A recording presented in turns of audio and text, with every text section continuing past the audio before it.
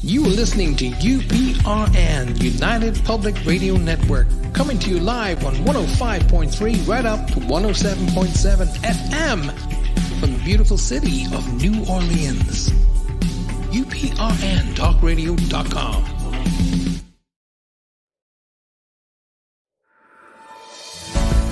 Looking for something new in sci-fi or fantasy? Check out what Brandon Sanderson, Orson Scott Card, Nnedi Okorafor, and others chose as the best news stories of the year in the L. Ron Hubbard Presents Writers of the Future anthology from 24 award-winning authors and illustrators, plus art and writing tips and bonus stories. L. Ron Hubbard Presents Writers of the Future. Buy your copy at galaxypress.com, Amazon, or wherever books are sold.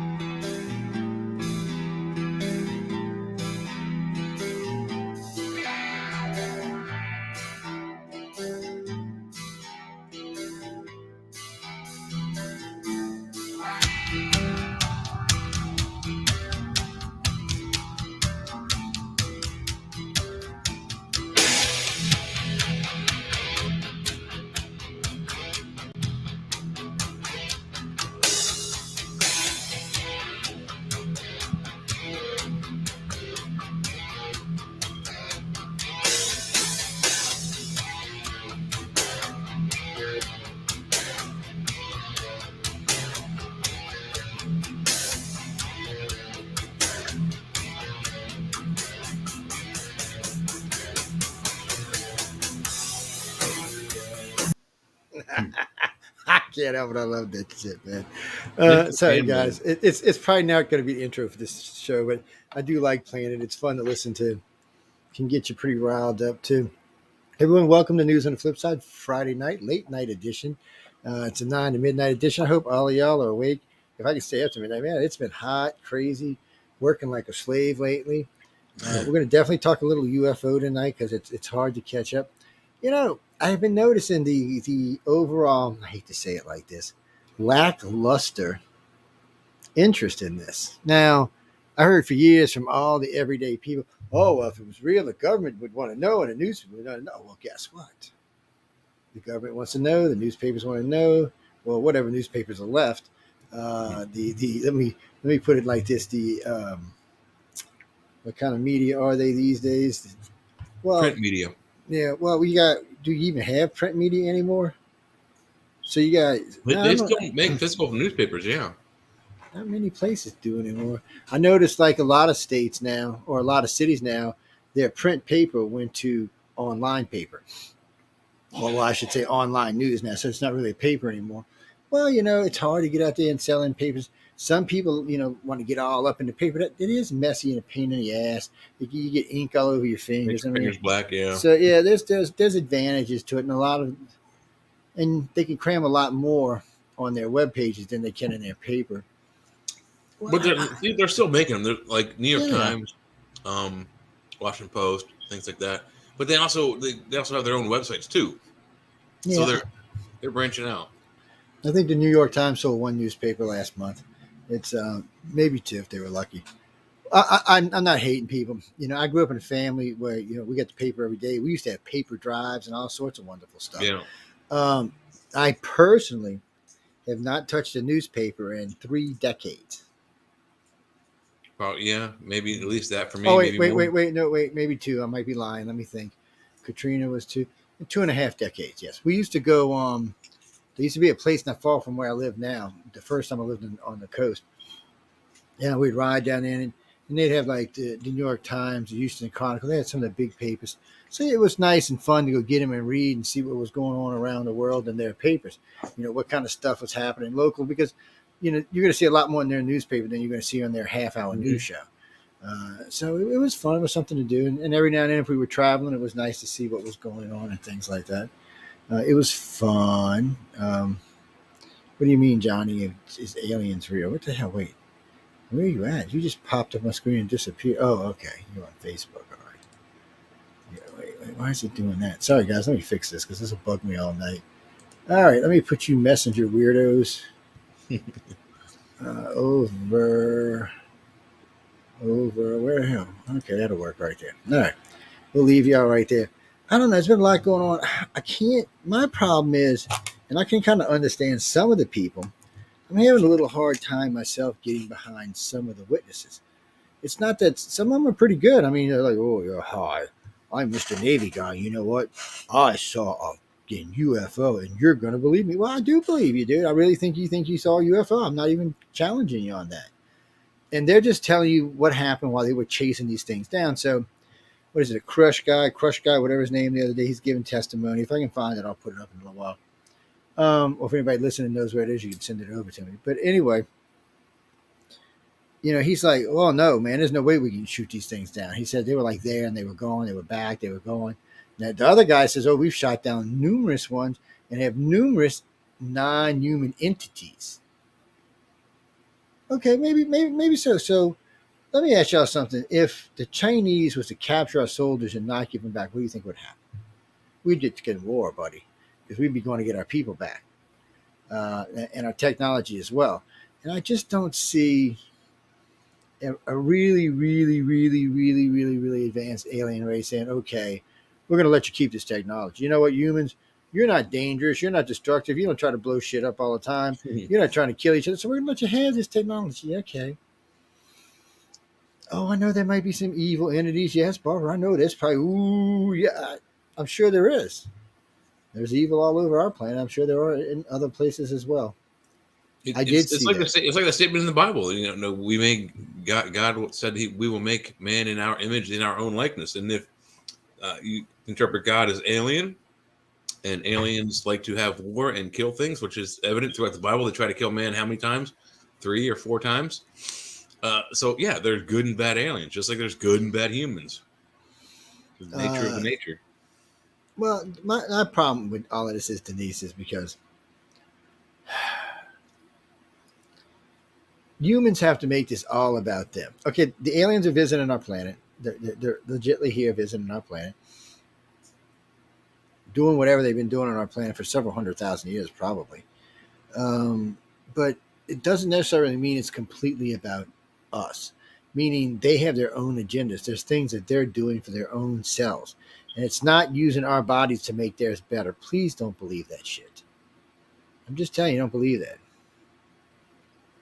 Well, okay, let's say they were. Why wouldn't they go to the reptilians or the human aliens and say, hey, the Greys, why don't you help us out? And since there are human and reptilian aliens here, are they doing the same thing as the Greys, making their bodies better? Well, I don't think so. And there's at least one agenda, possibly even 3 or 4. That each, if the rumor has that the reptilians, the insectoids, and the Greys are kind of working together, sort of like a corporation. Well, they probably all in some group. And if they all have their own agendas, that's 3. And then if they have an agenda as a group, that's 4. Yeah, but you don't know how many sub-agendas they have from the main agenda. Yeah. No. What was that, Marco? No, I mean, humans need to feel important, so we have to make it about us. So, even though we're the ones being taken and whatever happening, we still need to make us feel like we're the greatest thing in it. Bad. First off, you don't learn anything, and secondly, how can you see an alien race that's crossing the cosmos to come here? God knows what other technologies, and think you're superior than them, morally or ethically or technologically, because you don't even know what their ethics are. And you got to remember something: what our morals are may not be what their morals are. They may look at things much differently than we do. They have a different moral compass, and we don't know for sure that they're emotionally and more physically advanced than us. They may be stronger physically, some of them, but what if they're a emotionally not superior race to us, and they just happened upon these technologies? Maybe they won, got some kind of luck in a war. Like thousands of centuries ago, and they have the technology, but they didn't develop it. You know what I mean? They're like them dumb humans in Stargate. Yeah, Star Wars, Star Trek. Yeah, we don't know. They could have stumbled across it. You never know. Well, there's been rumors for years that the United States and other countries have been looking for technologies in the Middle East. One of them is supposed to be a gate, but there's supposed to be other types of technologies they've been looking for as well. There's supposed to be a resurrection of something that resurrects you, something that rejuvenates you. And just recently, the government announced, along with some major pharmaceuticals, said they should be able to stop the aging gene relatively shortly. They've already stopped it. I think it was in 6 different animals now. Well, what they did is they stopped the telomeres from getting any shorter, which stops you from aging. There are 2 rumors, unsubstantiated by the way, that says there are 2 pills that will be coming out around the same time that the one that stops your telomeres comes out, that can reverse the damage of aging up to 20. I can't remember if it was 20 or 30. But regardless, they said it would be extremely painful. No, it was actually legit scientists talking about it. But they've been saying for years and years, just doctors and cancer scientists, they're closer to finding a cure for aging than they were for cancer. Yeah, no. Well, I was listening to Uncle Cracker yesterday talking about cancer and how he's going to cure cancer. And I'm thinking, man, your time's getting short, Joe. Let's get this shit cured and move on. I don't even hear him talk about it anymore. I really don't. I never hear him talk about, let's cure cancer. Well, Donnie, the aliens probably could cure cancer, but do you want to let any more? Look, there's already 8 billion of us on the planet right now. The other day when I asked Alexa when I was live on the radio show what it was, and she said 79999 or some shit. Just round it up. Yeah, so it's 8 billion. Well, by now it might even going up. You never know. I haven't asked her, but it may be. It's a fluctuating number. It won't dip below 7 billion, but you're gonna have X amount of people die on the planet in one day, and X amount of children born on that same day. So it's right now it's I think it's worldwide. I think it's 1 birth for every 2 births for every 1 death right now, and but that's changing in a lot of countries like America. It's almost 50. It's almost at a standstill. Not quite. We're still inching a little bit up. But America's actually, they say, has been moving back towards breeding again. So somebody told me the other day 400 million. I haven't asked. You know what? Alexa, how many people live in the United States? Don't y'all love Alexa's on radio with it? Listen to that. The United States is 340 million. Oh, see, only 340 million. That ain't nothing. I mean, that's like India's throwaways and China's throwaways. Yes. I mean, really. I mean, that's nothing. Well, Brazil's as big as we are, but not quite as big as we are. And I don't think they have as many people as we do. You better go check your math on that. I don't think so. But Brazil does have a lot of UFO sightings, a lot of extraterrestrial sightings. There's a lot of activity down there. And you might be right. They might have won Miss Universe more than anybody. I don't know. I'd have to check, but it sounds right to me. What do you mean? Can you call up a UFO? Yeah, I guess if you're a contactee, if you're an abductee or a contactee, if you've been contacted in some shape, form, or fashion, yes, you can probably call one up. If you're everyday Joe, probably not. You can go out there and have fun though with your laser lights. By the way, do not point freaking laser lights at airplanes. Yes, it's serious. First, you can harm the pilot. Secondly, your ass is going to jail if they catch you. Oh yeah, buddy, that's a big offense. You can't do that. But you can go out there and have some fun and see if you can call them, see if you can find them, or go to spots like Gulf Breeze, Florida, where they show up on a fairly regular basis. Places in the Hudson Valley in New York, places out west and around not Cheyenne Mountain, Shasta Mountain, and there's another one up there. They show up around pretty much the volcano. Oh hell, I can't remember. Oddly enough, if you look at some of the maps online of UFO sightings and pinpoints on the map, they kind of generally follow the same areas as Bigfoot sightings, which is Gayfoot sightings, man. Gayfoot. Doesn't mean that they correlate, but those maps do overlay a little bit. What do you mean? Why am I hating on Bigfoot? Hey, do you know where I live? I live in between two of the biggest. So on the right side of, I should say, on the west side of me, on the Louisiana Texas state line is the Sabine River Valley. There's more Bigfoot sightings there than anywhere. Plus, there's more Bigfoot hunters there than anywhere. And then on the other side of us, down by the right where Alabama meets into Florida, is where they say they always see the skunk ape at. Yeah. What do you mean? You mean someone on my property? I'm gonna shoot it. The fuck? Scoop beep. Excuse my language. No. No, indeed not. You some 16-foot skunky thing coming walking up in my yard. You better be able to speak English. If not, you're gonna meet your maker. Boom.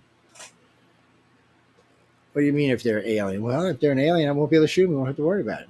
Yeah, he'll hit you with the laser beam first. Yes, I mean, there have been UFO sightings correlated with Bigfoot. Yes, I think most of them are a bunch of bunk, but yeah. Yeah, like he just said, most of them are a bunch, but there are a few that haven't been explained yet. And as far as we know, it's ET studying Bigfoot. Well, if you think about it, if you follow the primate tree, humans are, it's hard to get, I don't have enough room in the window. Humans are like over here. And then, well, I don't have enough room. You got humans on one limb, you've got the great apes on the other, and then the monkeys on the next. And then below that, like way below, before those splinter off, there's one that juts off with the Pithecines, the Australo and Gigantopithecus type primates, which a lot of people think that might be Bigfoot. And to think about it, if there's an alien race here studying the human race, and there's a branch that's hidden from us, like the Bigfoots, they would have absolutely been looking at them too. Yeah, well, no, they would have. What is that, Jack? Biggie feet. Bigfoot's been around for a long time. People have talked about seeing them. It's not just here. There's, some people, the Indians call them Sasquatch, but don't forget the Yetis have the snowman up there, the big, whatever they call it up there. They're not just seen in America. They're seen in other places. I don't know what they are. No, really, they could be any damn thing. Yeah. Lloyd Pye thought they were the evolution of Neanderthal. That's what he thought they were. The guy, the alien skull guy, the guy who was doing the DNA work on the alien skull. That's what he thought they were. I have no idea what they are. Well, the way it works is like this: the Sasquatch and the skunk apes and the Bigfoot types, they demonstrate on almost all observations primate type behavior, monkey type behavior. The Yeti, on the other hand, demonstrates more of a bear-like mentality because it is aggressive. It has a different type of claw. Bigfoot have hand like us. They don't have claws. They have fingernails just like us. The Yeti, however, has claws like a bear would, and it's a 9-foot, 10-foot creature, which is also territorial and violent. Bigfoot tend to run and cower from humans, whereas the few human Yeti encounters have usually ended in violence. Yes, they're the abominable snowman. Yeah, that's why it's called the abominable snowman. Yeah, because it'll tell you.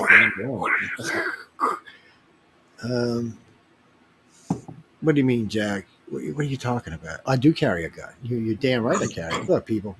Somebody asked me one time. I was way down in the bayou in Louisiana. We were out on a case. And the guy says, "Why do you carry that gun with you?" I said, "Because you never know what you're going to run into." He said, "It's for aliens." I said, "No, aliens would disarm the gun." I said, "It's not for the aliens." I said, "It's for protection."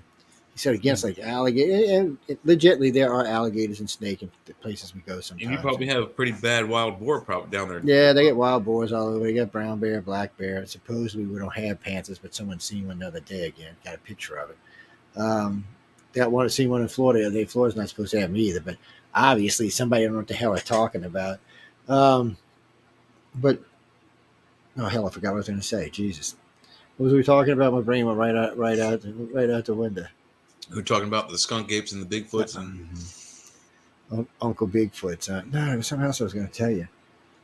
Damn, I hate when that happens. Sorry, guys. I know it went right out my brain. What can I tell you? Brain's been getting used a lot today, man. I apologize. And if you're out in the sun long enough, it stops working properly. So, I don't. You mean, do I personally believe in Bigfoot? I believe is a strong word. It really is. It's like saying, do you believe in God? You know That's what how I I feel mean? about it. If I hadn't seen a Bigfoot, I wouldn't think that it exists. But I've seen it. It exists. It's very, very human-like. It's not alien. Didn't disappear. Didn't show up out of nowhere. It smells like the Dickens. They are awful smelling. That's why they call them skunk apes. Yeah, exactly. It's like a combination of like dried up dirty diaper and skunk.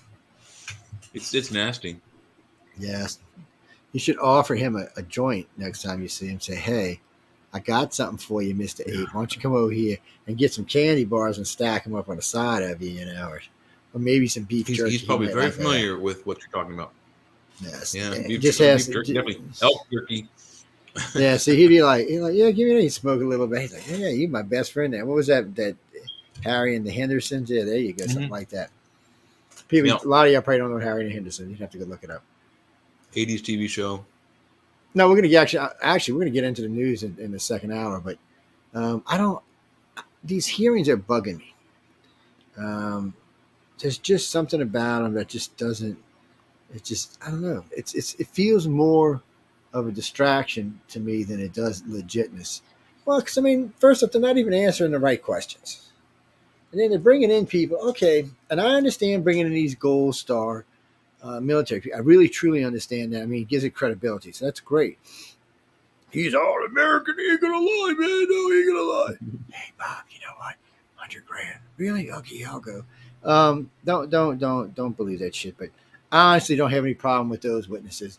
Those witnesses, the military witnesses, I haven't had a problem with. The only one I've had a problem with is the Gresh guy and the secret or whatever he was, not Secret Service. He was one of the services. He was a spy basically, and for 14 years, and then all of a sudden he decided he wanted to come forward and talk about alien stuff, and for no reason other than he wanted to come forward. He says he don't get paid for it. Well, come to find out, that's not true. I checked into some networks that he did. See, let me tell y'all something, guys. Big networks have to pay you. If they want to use the stuff, they have to pay you. So if you don't want the money, I guess some of them will allow you to do a donation, but most of them will tell you take the money and donate it to something. So, but they pay you. I know because I've personally been paid by networks, and I get obligated to. Yeah, they have to. Yeah, the very first interview I ever did in DC, first time I was ever being interviewed in DC, I said, "Oh no, the interview was great. I don't need the money." And they said, "Oh no, we have to pay." He said, "We'll pay you scale, but we have to pay you." Back then, I think scale was $480 an hour or something. And they said, we have to pay you. And now they pay me a lot more when I speak, but still, it's, anytime you say, if somebody asks me, well, Joe, are you going to go to lecture? Are you going to get paid for some of them? I'd say, yeah, some of them will get paid for. Some of them are going to be free. Some of them will get paid for. And if what was different, I'd have to tell them. It would depend on what was going on then. But still, well, people, you got to understand, you can't go joy jaunting around the country if you're not getting paid, because I have bills, and my wife is going to be like, excuse me, did you pay the bills, Joe? No. Oh, guess what? No, I mean, you can't do it. So I don't getting paid for this stuff doesn't bother me as much as when you tell me you're not and you are. Right off the bat, that makes you untrustable. So you want me to believe you, even though we know you're a spy and a lying bastard. You want me to believe you, even though you've lied twice now and gotten caught twice. And I noticed the media, even though they've kind of been hating on the guy, I haven't talked about that. It's no, I wouldn't. You mean speak in front of Congress and on television? No, I've already turned that down. Now, not going to happen. Yeah, they could do that. They could subpoena me, and I would just sit there and go yes, no, yes, no, no, yes, no, yes, no, yes. That would be the extent of my answers. Give them nowhere to go. Yeah. Yeah. Well, you see, that's what I'm saying, and well, that's why I don't cut the guy no slack for wanting to talk about some stuff behind closed doors, because I understand that some things can have consequences. But this guy, he was a spy. He knew a lot of stuff coming into this. So I just feel he wants us to feel like empathy for him. And I don't know why, because he was a spy and he knew this coming in. And let me tell you what, you don't get to be a spy because you're a nice guy, okay? Yeah. Don't ever believe that shit. I mean, they'll make you believe it, but don't believe it. And there seems to be a pattern like this. There's always been, congressional hearings, and a couple of guys come out that sound legit, and then there's always one or two in the background that are either sketchy as hell or like debunkers.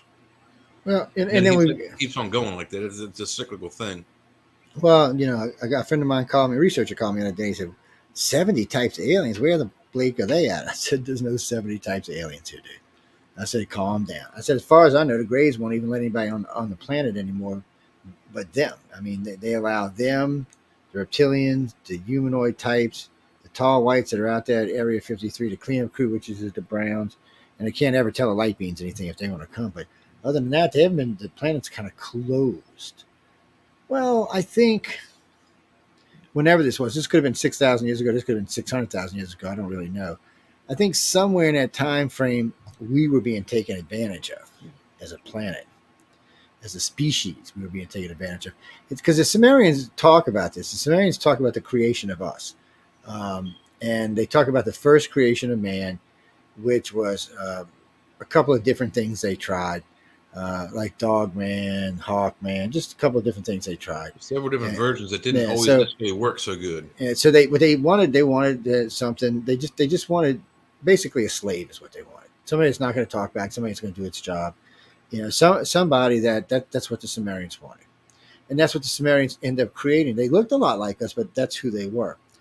And the Dogons talk about the Nemus that came around the same time as these aliens did. And for some reason, the new Neros, whatever they call themselves, Nemos, decided that they wanted to interfere.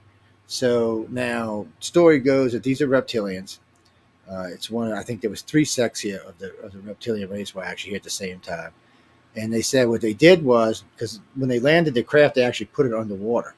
And because the Dogon talk about them coming out from the water with the ship on the water. Very similar to the Jomon. Yeah. And so they say they come out, and then eventually they went down. They were teaching the Dogon different things. And eventually, and they were teaching them the star system, the Draco system, the Dogon system, the Dog Star, where one of the colonies is. Everybody thinks it's a reptilian homeworld. It's a reptilian colony. But from what I understand, reptilian homeworld and the human homeworld's quite a bit ways away these days. Well, Greece, you know what? Some people used to think that it was Mars, and it was Mars, Earth. Yes, it was Mars. There was 4 planets. It was Mars, Earth. Stop it. Mars. It was Mars, Earth, Venus, and then there was the planet in between the Earth in between Mars and Jupiter, which is now the asteroid belt. Which is the asteroid belt. And they think something happened. They don't know if there was a war, if the damn big planet just got crushed by Jupiter. They don't know what happened. And a lot of people seem to think that cloud is Planet X. Yeah. Well, something caused that 5th planet between Mars and Jupiter to disintegrate. And one of the working theories in the current, one of the legitimate science theories, is that the core of that planet struck Earth, and Earth would have been pointing like this as it spun around, struck Earth and tilted it 27 degrees off kilter, whatever it is now. And also embedded the massive metal core we have, which gives us our magnetic shield. What did I just do? Hold on.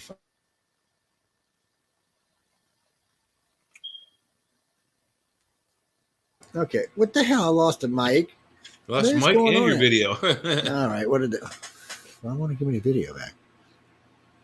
Well, while I'm looking for the video, guys, still, it was weird because it could have been true. We don't know. I mean, they do believe that Mars was a lot like Earth 55 million years ago. They think Venus could possibly have been there, and this other world could have been there as well in us. But they also think Venus is from another solar system, because every planet and moon that was developed in this solar system rotates counterclockwise. But Venus operates the other way around, meaning it developed in a different, like how the water on the southern hemisphere goes down the drain the wrong way. Planet Venus rotates the wrong way versus the other planets in the system. No, Venus does. No, you didn't know that? Okay. It does, and it could have been captured from Jupiter and thrown into the inner core. Who knows when? 100,000 years ago, 500,000 years ago. Nobody knows. Jackie says it's an old wives' tale that the toilets spin the other way. No, it's not. I've been down there. It's all right. I don't want to break it up. You got to cross the equator. No, not Mexico. Okay, first up, people, Mexico is North America. I know y'all get confused with this shit, but Mexico is North America. Everybody always wants to make it South America. It's north of the equator, so it's Central anyway. America. You have to cross the equator. Once you cross the equator, they spin the opposite way. Yeah. You don't even have to believe us for that. Just watch the weathers, how they move around, and notice how it rarely ever crosses the equator from one side to the other. Well, I don't know. I'm not God. I didn't create the damn planet. You'd have to ask her, him, she, it, whatever it is. Well, I wanted to cover all bases. We got this new movement out there, the woke movement. I have never met God personally, and don't plan on anytime soon either. Oh no. Now, I do have a bit of God in my house, 2 bits of God in my house. Do y'all know how y'all can get bits of God in your house? So there's an animal on this planet that they all have a piece of God in them. Did y'all know this? And you know how you know? Because if you spell God backwards, it's their name. Do y'all know what God spelled backwards is, people? You don't, do you? It's dog, D-O-G. And so what is dog spelled backwards? God. So like I said, God has just broke off a bunch of his little pieces and put them into the dogs. And that's why it spells backwards. And then, see, he knows if you don't treat your dog right, it's a special hell for you people. I'm just trying to help y'all out. It's kind of like the Babylon 5 theory, Stardust, the star stuff. But I'm just trying to help you people out. No, I'm serious. What, jackass? Spell God backwards. I mean, what are you, dumb? G-O-D-D-O-G. What, do you think that was a slight? Somebody did that on purpose? Do you think in the last 2,000 years or 6,000 years that someone didn't realize this, but me? Get out of here, man. I wish. I'd like to get credit for it, but it ain't me. There's very, very little evidence for the origin of the word dog. We don't know where it comes from. Doesn't match with anything else. Because it's the enlightened one. And see, when you throw your puppies in a bag and throw them out in the swamp and let the alligators eat them, ooh, that's bad. God just said, for each puppy, that's a strike, buddy. Just trying to help you people up. I know some of my friends like to use their puppies for alligator bait, so bad. That's messed up. Gene, that's a fact. In the old days, they used to have beagle hounds and other hunting hounds, and they would have big litters sometimes, and the puppies they couldn't get rid of, they'd use for alligator bait. Yeah, because a 5 or 10 foot alligator is worth a lot of money. Nowadays, you can sell the meat, the skin, the skull. A good gator make you from 10 to 40 grand, just depending on the size. I know. While it's munching your leg off. That's true too. So what are you talking about? You mean, no, nobody should have a problem giving testimony behind closed doors. But then that goes against what everybody's saying about, being out in the open. What do you mean? I don't want to be out in the open. It's not okay. Most of what I would be saying anyway, I've already said somewhere. It's probably on tape or television somewhere. But it's not that. I don't want to have to spend, since I own a media company myself, I don't want to have to spend the next 10 years fighting with media companies over this shit. They're not going to let this go. And a lot of them don't believe this. And as soon as somebody turns, either the Republicans or the Democrats, half the media is going to turn with them. Right now, everybody's like, oh, look how cute. Look how cute. Look how cute. Look how cute. It's like training little puppies. I'm not being mean. I want disclosure. I want you dumbasses to know that there is real. No, I'm not being mean, because sometimes people, look, there's a thing. When I meet people individually, they're usually intelligent, brilliant, intellectual, really got their stuff together. When I meet in them groups, it's like, hee-haw. I'm not kidding you people. It's just how it is. Because people are easily panicked. One starts, and it kind of makes the rest of them, and the next thing you know, you got, there's an experiment, I forgot what it's called, where they set something down, they set a bunch of pendulums down, and they start them all going the same way. I mean, he started them all going different ways. Each one's going different ways. After a few minutes, you start noticing more and more swinging the same way. By the end of the experiment, they're all swinging the same way. That's how people are. Well, yeah, that's very true. People individually or in small batches are fairly okay to deal with, but in large groups and batches, like you said, they're panicky herd mentality creatures. That's one of the reasons why it's illegal to yell fire in a movie theater. People will just panic to the point where they'll come to choke points, and if there is a real fire, none of them are getting out. But we've already seen that where it was I think it was in Colorado, somewhere there was one. Somebody pulled the alarms and everybody ran. People, you should never panic with anything. Even when you know you're going to die, you still shouldn't panic. Well, I don't know until that happens. I can find out. As far as I know, the government's asking some of the right questions. Some of the right questions they're not. So the other day I'm listening. So Greer's over there taking all kind of credit for all kind of stuff. Stephen, stay out of this. Let the Fed run this. Your questions are not that great. And talking about dimensional shit that Congress is not going to understand is a waste of everybody's time. And your theory, I don't really think is correct to start off with. I don't see a bunch of physicists trying to jump on it. He was talking about the way you cross through dimensions. So when you jump from one place to the other, you have to cross through all these dimensions. But he's making it like you're physically having to pull through each one when you're really just kind of blinking past them. I don't know. Yeah, I mean, that complicates things, I mean, like, it's not like this subject doesn't get enough ridicule as it is. Let them at least divulge what they want to divulge, and then we can go, oh, how did they get here? Are they a different dimension? Are they a different time frame? Are they, are they us from the future? Because Stephen's been wanting to try to change the Greys to a dimensional creature for a long time since he got into this, and he's thinking he can use this dimensional thing to do it. Oh yeah, they're from the other dimension, but nothing really suggests they're from another dimension, and if they're from the dimension next to us, they should be human anyway. And then that gives credit to some of the people who think the Greys are us anyway from the future. Well, first off, John, I'm not exactly sure why the Greys would want to travel back and screw around with us instead of just fixing wherever they are or moving off planet. I really don't believe by then they won't have the ability to move off planet. I mean, pretty soon Elon's moving us off planet, so I'm not really feeling by whatever time this is we won't be off world. And there's other things that say the Greys are from other places deeper in space and are much older than people like to talk about. Out of most of the cases we got that where people have been able to hear or sense an age for the race itself, it's well like 1.5, 1.3 billion years old. Yes, it's not like us that are 2 million years old. No, it's not even the same thing. Yeah. Well, you got to understand. And so, let's say you got shrunk down to an ant and you got an ant where, oh, wait, you'd be eaten. Never mind. Shit. Sorry about that, people. I just got somebody eaten. Well, I was going to say, how would it be? How would you be able to convince them that you were whatever, but you'd be eaten? They would already eat you and put you in storage.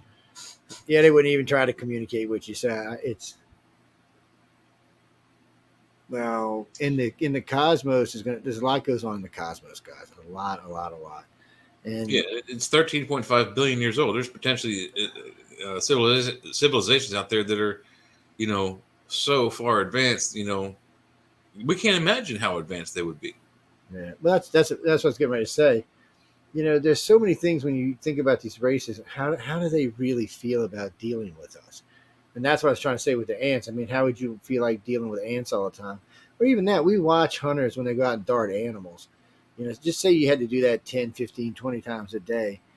I mean, eventually that would get old and get wore down. Here's a Greys over here seeming to do this all the time. Not just the Greys, reptilians and humans are doing it as well. And they seem to do it so nonchalantly and on such just a smooth basis for the kind of numbers they're saying that they're taking.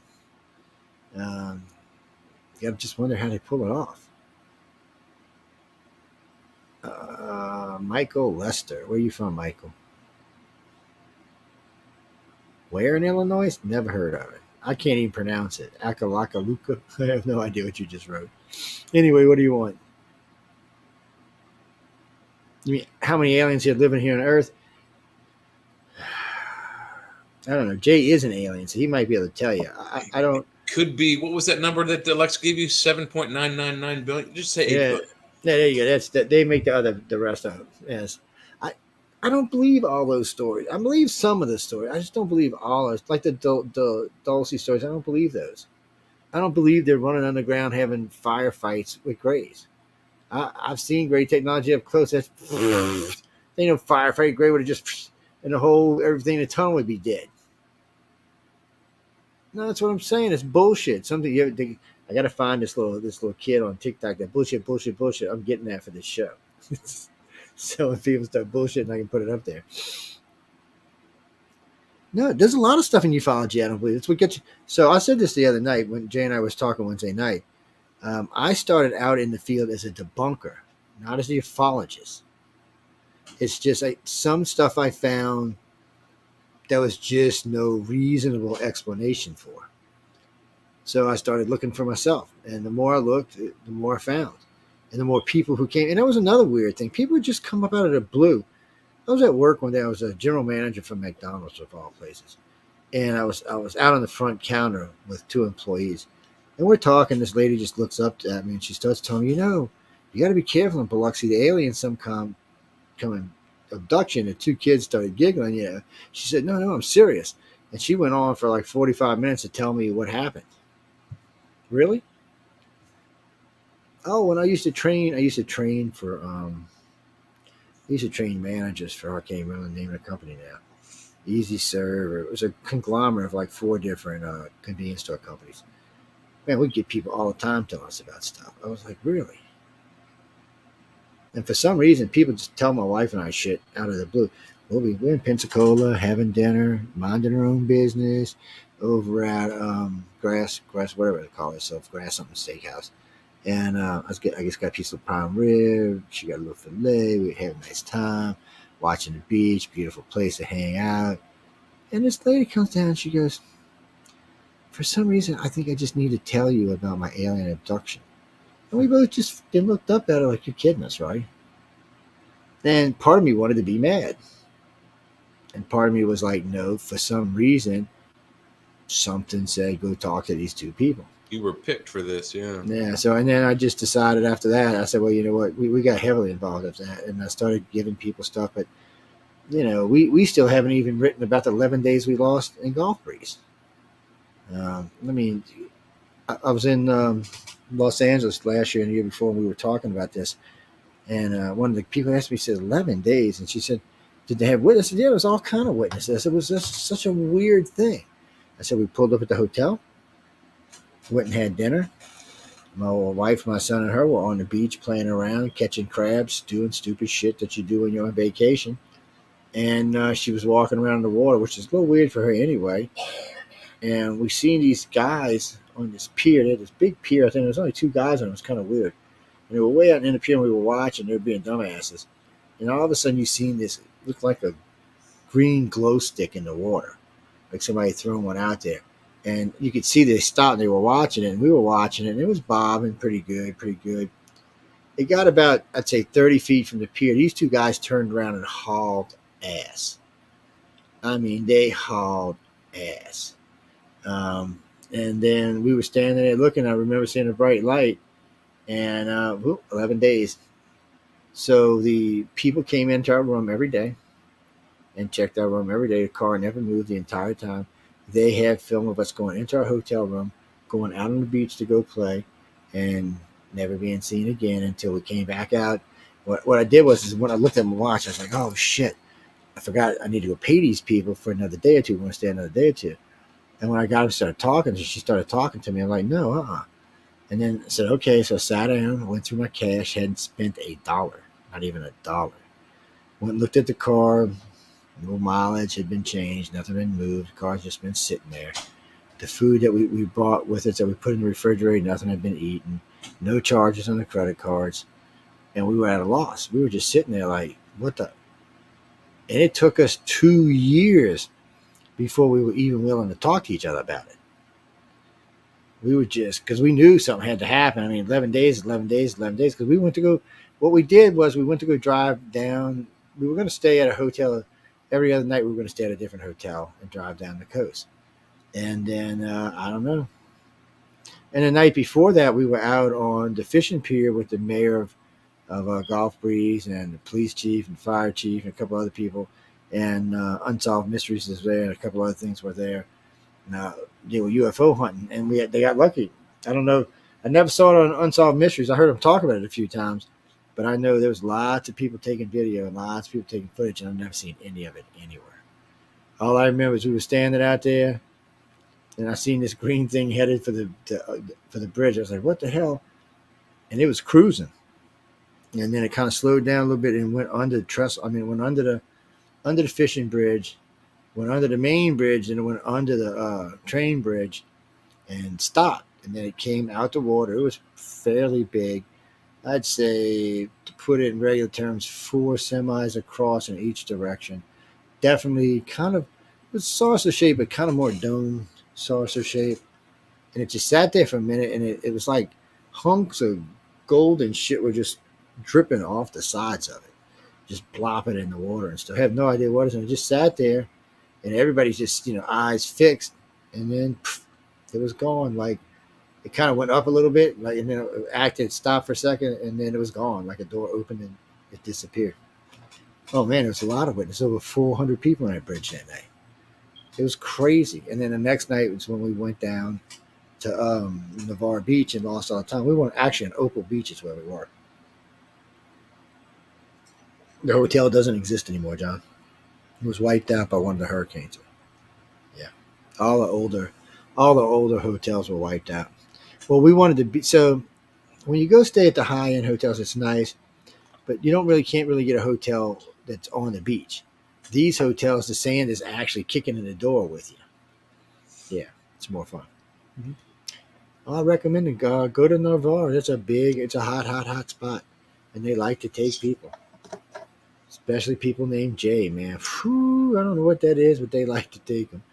No, Pete. Nothing wrong with a good beach vacation. Absolutely not. I don't really care for the ocean because there's things in it that can swallow me whole.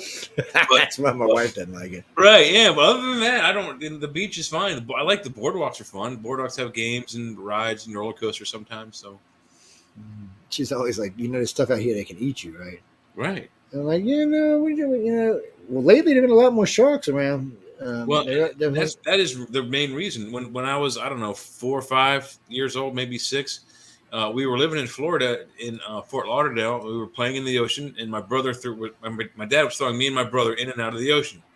I remember the last time he threw me into the ocean, I splashed down. It wasn't too deep, maybe 3-4 foot deep at the most. I get down, I'm open my eyes, the bubbles go away, and there's a shark whose face just opened up, and he was about to swallow my head. Next thing I know, somebody's grabbed me by the waistband on my bathing suit. I come out of the water. My dad's got my brother under one arm, me under the other, and I swear to God, he did a Jesus move. He ran on top of the water. He wasn't in the water. He was running on the water, taking me and my brother out of the ocean. And from that day, that was probably been 50 years ago at least. I do not enjoy swimming. Pool, no problem. Hot tub, no problem. Sauna, you got it. You get used to them down here. I mean, it's kind of, I didn't even see I am going to run there. You get used to them down here. It's just like we tell people, especially newbies who come down here from up north and want to go fishing. It's a great place to go surf fishing. We tell people all the time, don't put the fish on a line on you. Don't hook it to you. And they're like, why? And because shark will come along, grab the whole stringer and just drag your ass along with it. And you'll be going along for the ride until such a time that either something breaks on you or the strap breaks on the fish or something goes, and then you can get loose. I know it happens all the time. People are dumb. And people don't realize it because, hook fish bleed sometimes when you're hooking them up. Yeah. Oh, yeah. And then the shark smells and it just comes zinging along. He's not after you. He's after the fish on your stringer. That's all he's after. Food, yeah. We've had to fight snakes off of fish. It gets crazy sometimes in a swamp. You'll be sitting there and all of a sudden you'll see the stringer go straight out with your fish. You're like, what the hell? You pull it up, there'll be a big old snake on the other end of it or a couple of crabs trying to swim off with them. It's the wild world, people. And that's one of the methods we use to catch Maryland blue crab is we you take a piece of twine and every couple of inches you tie off a chicken neck, you dip it into the water, and as your boat slowly, trolls through the water, you slowly pull that up, and your brother hopefully is fast enough with the net. When he sees it, he can scoop the crab off the chicken neck before it realizes he's at the surface, and boom. We did that for fun while we were waiting for our traps to fill up. Yeah, we used actually that's another thing. We used to go out not too far. This is on the edge of the city too. We'd go out there and go perch and goggle eye fishing and stuff. While we were out there, we put up a stringer. You drop a chicken neck on each one, drop them about 2-3 foot apart, and then we just walk out, do the same thing you said. We walk out a little bit, pull them up, bring the net up underneath them, and grab them. Every now and then, you'd see the stringer pulling straight out. You think, boy, that's a big ass crab. No, it's an alligator.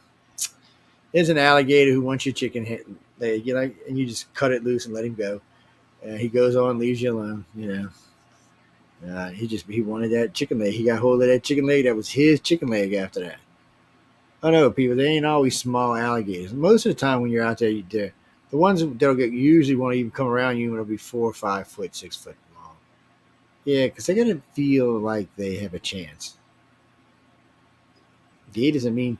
People don't really, so you notice people in the water, they fast as hell, but on land, they can run 25 miles an hour. So don't think you can get on land and outrun a gator because he's going to run you down. Yeah, they're not highly maneuverable, but they are fast. They are fast. And don't let them hit you with that tail because you ain't getting up. Yeah, there's plenty of stories. They can break an ankle. They can break your leg with that tail.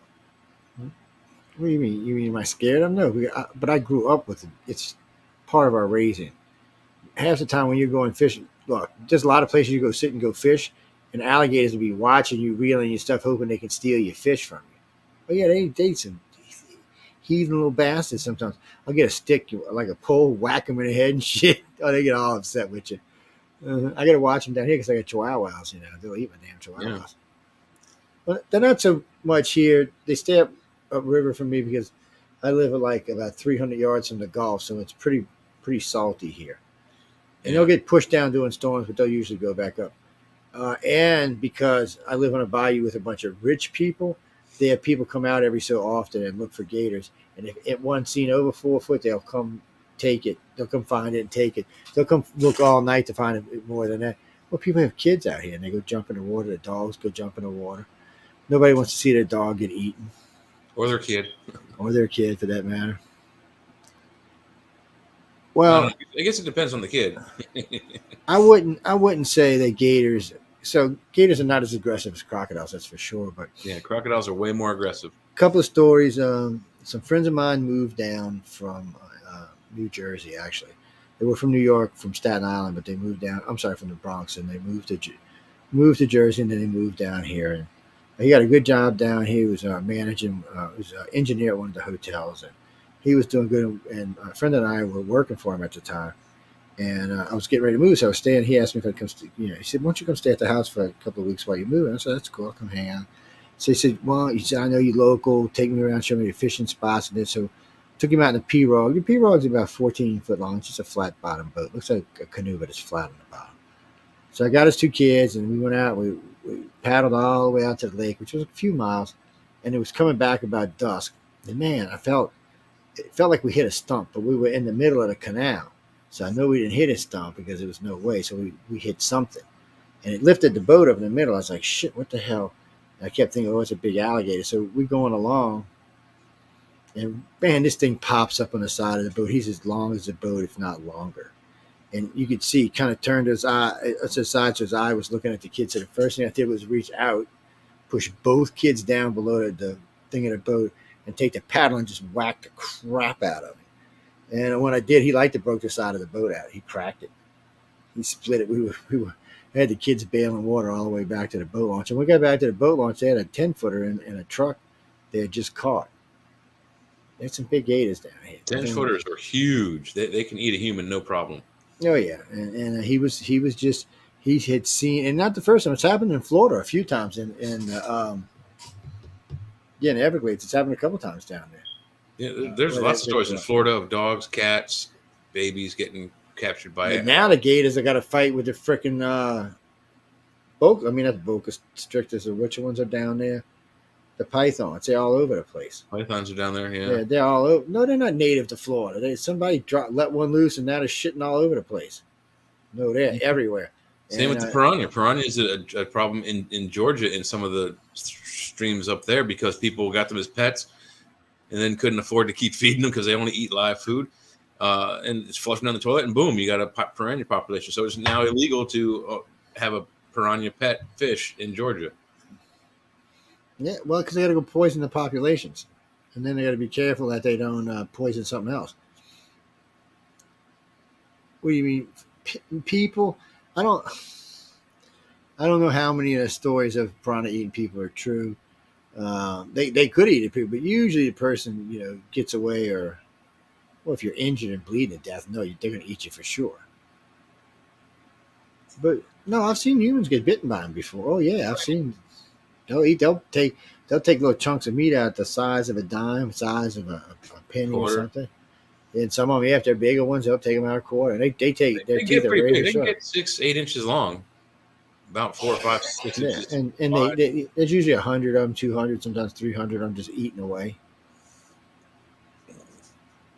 They have some name for them down in South America that I don't know the Spanish or Portuguese word, but it translates to cow castrator. They've walked their cows through the water and they come up and all the bulls have been mutilated by the population. Well, that's one cheap way of doing castrations. Yeah. Okay, Jack, I see you sent me a bunch of news. Let me see. Jay and I'll go through some of these stories right quick for you. Oh, yeah, we got time. So, oh, wait, this one looks pretty good. What the hell is this? Devastating missile attack wipes out hundreds of Russian soldiers gathered on the beach. Good Ukrainian bastards out there trying to chill on the beach, have some fun. You went and killed them, huh? Damn. So the Ukrainians that were killed or Russians? It was Russians that were killed. Ukrainians killed them. That's what I said. Okay. The Ukrainians went and killed the Russians while they were partying out on the beach. Yeah. Oh, wait, they're going to show it. Wait a minute. Let's see if they show it. I'll have to put it on a tape. No, that doesn't look like hundreds to me. That just looks like a few. 3rd Infantry Unit. Dude, y'all are in deep shit. You ever heard of this thing called Run? Yeah. This looks like one of these stupid horror movies. Oh my gosh, darn jigglers. All right, then I can show them getting killed, I guess. Oh, yeah, they are. Damn. All right, guys, let me see if I can put this on where we can see this. Let's go back here. Well, I don't know, because it depends what it's on. Sometimes it'll let you do stuff, sometimes it won't. Dolly Parton. I don't want to see Dolly Parton. No offense, Dolly, but baby, I really don't want to see you. You're kind of scary, chick. Scary mama, yeah. Oh, wait, damn it. Hold on, people. Let me find this thing again. Jackson. Oh, hey, Roseanne. Yeah, alligators, alligators and sharks. You'll see alligators and sharks, especially like crocodiles down in the in Australia outback. Yeah, they'll get into it. Yeah, shark will let you know he's there first. He'll circle around you first. Alligator will just flat out get you from underwater, drag you under and drown you. Well, that's what's so weird. I mean, they'll just come out and snatch you. All right, let's put this up right quick. All right, guys, hold on 1 second, and we will put this up. No, that's not what we wanted to do. Oh, damn it. Get on a thing where I can see. Sorry, I'm trying to find the damn video, people. Sorry. Ah, there it is. All right. And hit play. Is it on, Jay? I see it, yeah. All right. All right, what we got here, people? Like drone footage. I'm guessing that's what it is. There's a few more people out there than I thought. Yeah. This is the world we live in today, people. We're gonna watch them. We're gonna watch 100 here. Something like that. Yeah, we're gonna see 100 or more people get killed here. And then I thought they were gonna show us when I seen this. Yeah, that's pretty high up. There's no detail on that one.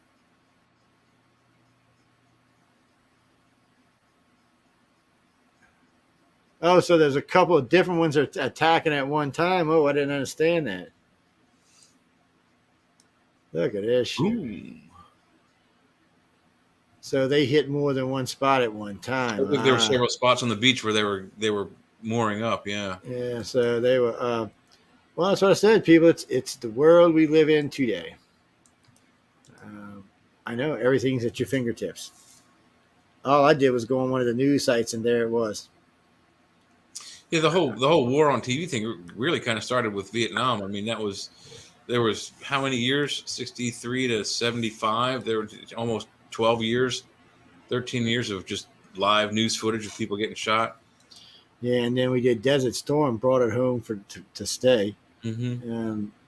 Desert Storm, yeah, CNN hanging out the windows, putting beds up to block the Oh God, stuff coming in, running out in the streets. First evening at it was like I don't know, midnight, 2:00 in the morning when we got the CNN video. My friends and I were in college. We were up playing poker, and we started watching this. It looked like Star Wars. I mean, all those tracer bullets going in the air from the Iraqi ground forces. It was amazing. And they weren't hitting shit. That's what was amazing. No, they were too high up. They didn't know where they were. A and B. They were shooting from too far up. It was definitely. Well, it's what made CNN, ladies and gentlemen, and it's what showed us how war really was, and because apparently we forgot after Vietnam, so we had to go get another one. Mm-hmm. Well, no, I mean, Desert Storm really made CNN. I didn't know who they were. Oh yeah, and they made, because CNN did a good job. They did a better job than all the other networks in carrying. They did. They went in places they shouldn't have been. Lucky they didn't get their asses killed a few times. They were working hard, and they were getting the job done.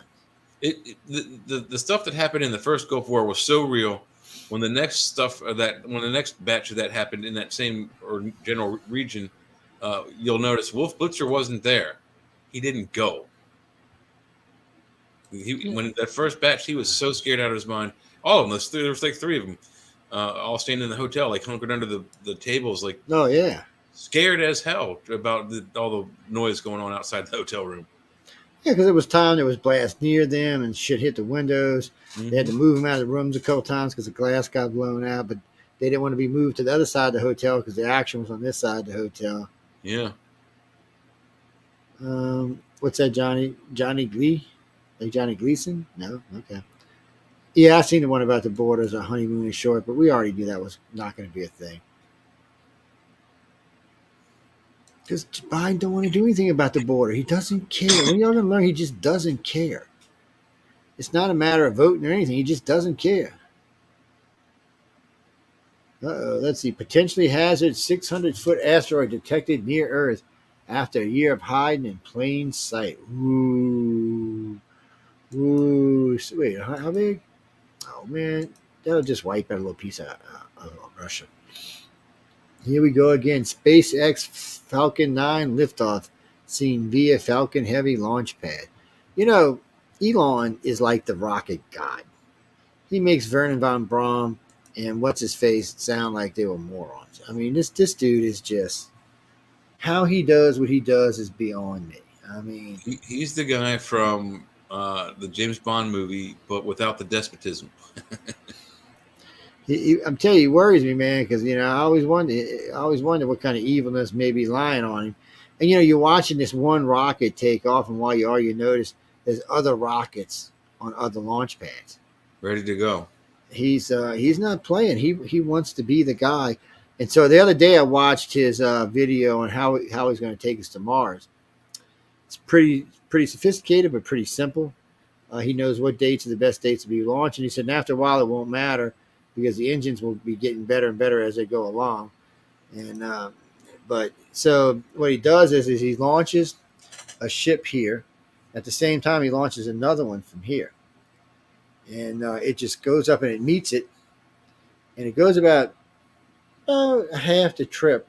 And then it comes back to Earth, and the other one keeps going to Mars. The other one lands on Mars. They can make their fuel there and everything. They don't need a booster rocket to take off on Mars because of the low gravity. Boom, they're on their way back. But the way he really wants to be doing is every time we launch one, going there, we're launching one from Mars coming back until the colony is built. He said eventually he'd like to be launching 4 or 5 at a time. Yeah, wow. Well, he's going to have help with funding on this. But well, I mean, that's probably a brilliant way to get there. It's because how long does it take to get there? 2 years, 18 months, something like that. Oh no, their new estimates are like 3 to 5 months. For Mars, yeah. Jupiter would be 2 years. Yeah. Sorry. Well, no, at one time it was 2 years. It went from 2 years, like you said, to 18 months. And it Okay. kept coming down. It kept coming down. And then about a few years back, they said 9 months, and that was it. Wow. That was now as best we could do. And then Elon and his gang and Jeff Bezos came out and said, no, we think with this type of engine and this type of system, we can get there in 3 months. Wow. Well, but still, the what his method sounds like, the daisy chain, or when you have the bucket brigade put out a fire back in the old days. Yeah. You just have stuff going back and forth, so that if you have somebody coming back from Mars and there's a guy going up there from Earth, and one of them has a problem, there's support there. Someone can stop and oh, we'll fix your flat tire. You can keep on going to Mars, or we can take you back to Earth with us. And eventually he wants to have several of them out there doing it. I mean, he's brilliant, guys. I don't know what to tell you. What do you mean? Tesla? No, Tesla's just something he likes to do to aggravate people. Yeah. No, I'm serious. That's what he does with Tesla. He just aggravates. Well, and buying social media and developing and divulging their secrets. Yes, that was so nice of him for all of us. That might not have been the best use of $40 billion, but it was so nice of him to do it. And I told everybody what happened. Well, he'll never be the richest man again. I said, he'll be the richest man in less than 6 months. No, he won't. I said, yeah, just. And he still is, isn't he? He's at the top. He's he went back. Yeah, he got back up to number one again. What's this you sent me, Steve? Electrified cement could turn the new foundation to buildings into giant batteries. Well, that sounds cool until the charge releases in the concrete and kills everybody. Maybe we should think about that a little bit more. What's this flying boat? You're talking about the Catalina aircraft. Yes. So I haven't been on a Catalina, but I've been on the modern version of, well, not the modern version. This was back in the 90s. With the engine on top and the way when you open the door, you can actually put your hands in the water. That was great. Yeah, I wanted to get my flying license after that. That was great. Yes. No, I never did, but I wanted to. Russia blows up Black Sea port after confirming peace talks with Turkey. Okay, Russia's just stupid. How is Russia having peace talks with Turkey? Are they at war with Turkey also?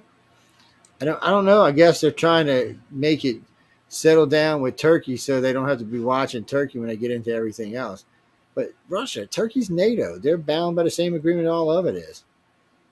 Oh, and NATO sent him a warning because he's blowing up shit somewhere that might have been what we're talking about here, but they sent him a warning because they were blowing up stuff within, I think, a mile or a half mile of NATO territory. He was kind of like, well, let's see. Vladimir Putin will make diplomatic trip to Turkey in the coming weeks to his first visit to a NATO-affiliated country since the start of the war in the Ukraine. Turkey's President Egon Moron, did I say that out loud? Apologize. Confirmed the visit and told Putin that no steps should be taken that will escalate tensions in Russia and the Ukraine war, emphasizing the significance of the Black Sea grain. Oh, that's why I forgot they get their grain from there. So he's trying to get Russia to behave itself. Okay, well, that's cool.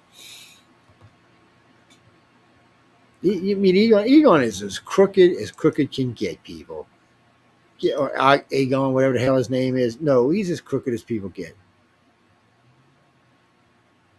Oh, all right. I'll mention this, Deline, but without a doubt, he fell asleep. Biden went to the Oppenheimer movie and fell asleep. Yeah, you know why? Because he probably was there. He probably was. Yeah. UFOs are the story of the century. Wake up, America. Damn it, wake up, America. That's from The Hill. Yeah. What gets me about all this is why aren't you talking to the people who know? You're going to talk to pilots? That's great, but pilots can't really tell you anything. Yeah, somebody sent me a story today about a gentleman who says he was Special Forces, and while they were out in the middle of wherever they were, another group of more Special Forces, better than them, apparently came up, helped load some stuff on or off of a UFO, and left in big F-350 armored vehicles with these things maybe carrying bodies or maybe not. A lot of maybes. This state-of-the-art floating turbine could revolutionize wind power. People, look, stop effing wasting money on wind power and on solar power and just fix the freaking cold fusion. Just cold fusion and hydrogen is all this world needs. We don't need, y'all have no idea how much crap we got to do to make solar panels, how bad it is for the environment. And in 10 years or 20 years, it's going to come out. They require batteries that can store the energy longer than 24 hours. And it isn't a viable situation yet, maybe never. Same with wind. Yes, I mean, we're just not there yet. No, we're just not. And frankly, I don't want to drive across the country and see a bunch of wind turbines all over. It's freaking ugly. There's probably a lot of people out there that don't remember. Also, there was a time where they were talking about tidal power. We're going to use the tidal waves and wave energy to power the United States. You know, the same thing. You have this mechanical device under the oceans, undulating by the current, generating energy, moving parts that require maintenance in a saltwater environment that loves to eat steel. Not a viable situation. No. You don't even hear about it anymore. Because it was dumb, just like the rest of us. It's dumb. This is part of this woke movement bullshit. Solar panel and wind power.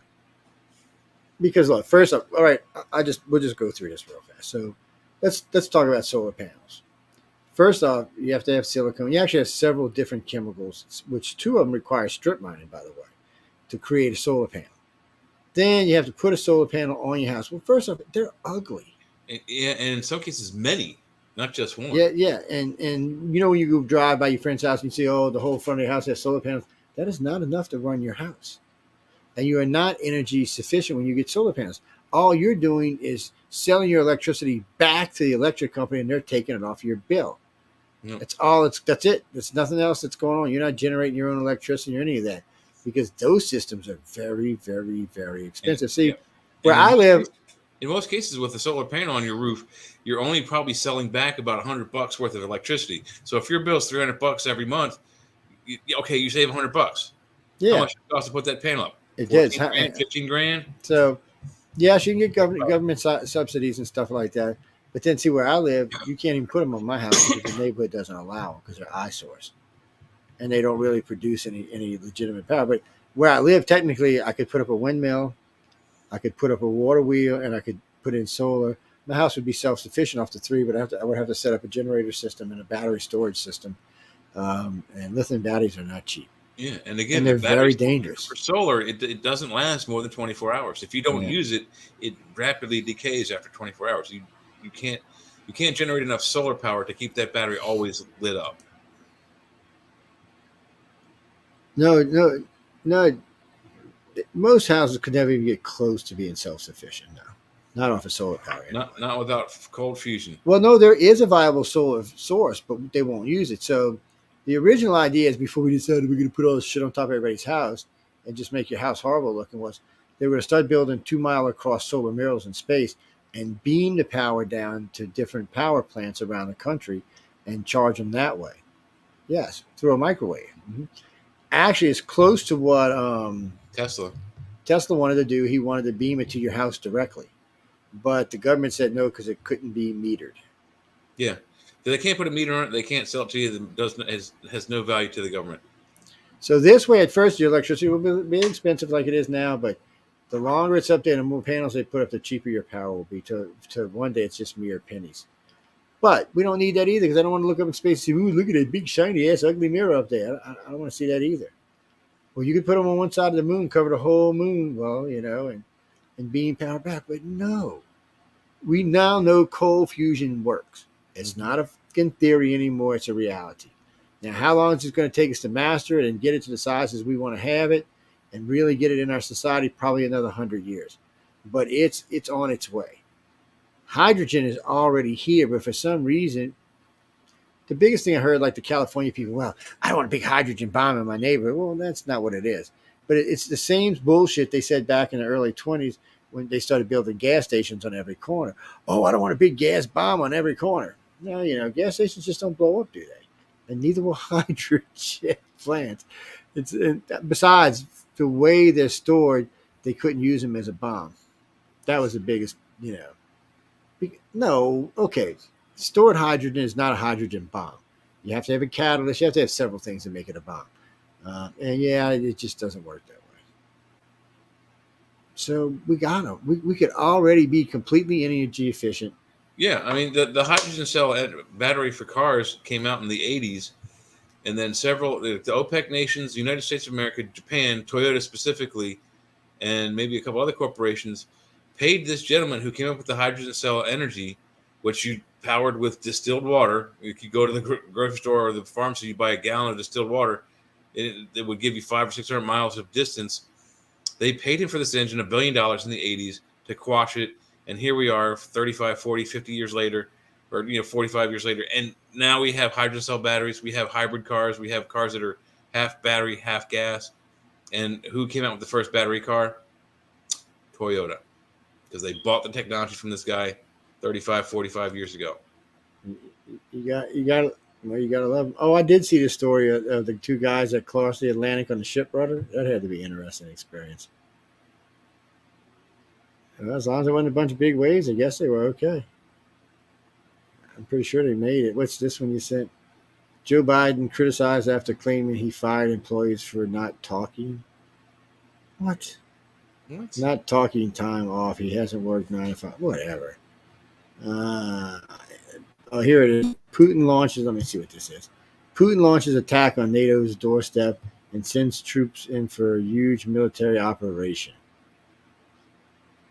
I think Putin, since he knows he's going to die, he just wants to take a bunch of people with him. Yeah, if I'm going, somebody's coming with me. Well, so here's one for y'all. So they're showing Kiev the other night. So they got clubs open. They're out dancing and shit. No, I'm serious. You can look for yourself. Just type up partying in Kiev during the war. Oh yeah, it's all over the place. I'm thinking people, y'all should not put that on the internet. People are not going to want to help y'all. No, they're not. You just don't do that. Mm-hmm. And Mark, I did see the new F-35s landing on streets and stuff. But you know where they got that from, my friend? I think the Swedish military does it. They don't really have Air Force bases, so they have these places where they can put 1 or 2 jets with a little refueling port, and they park them off on the side road. If they need them, they just put them on the highway and take them off. Yeah, they have some kind of thing. I think it closes gates to stop everybody. Yeah, they must have something to get the traffic off the roads. Mm-hmm. Yeah, I seen that one too. How France killed the F-22 Raptor and stealth fighter in a combat simulation. It's a simulation. Yeah, let's see it in real life. I want to see anything fighting like the F-22 in real life. I just want to see it because they're badass. TikTok videos. UFOs are allegedly being intercepted by jets in the Nevada desert. No. See, people don't believe that bullshit. No UFO can be intercepted by one of our jets, even the F-22 Raptors. Yeah, nothing we have even gets closer. The SR-71 can't even catch it with these things. SR-71 is the fastest plane we have. It breaks its own record almost every time it flies. Like whenever it goes to San Francisco to New York, it breaks the record every time it goes there. It gets faster and faster and faster. Let's see. Go back. Whoops, where'd it go? What the hell did I do with it? All right, pause. Then stay there for a second. Let's pause. All right, let's see. I'm going to show y'all these UFOs, man. Hold on. Y'all tell me what y'all think. Let's see. Let's add them to stream. Ooh, look at these bad UFOs, man. Oh, gosh. What do those look like? All right, let's hit the button. Where's the button? There's it.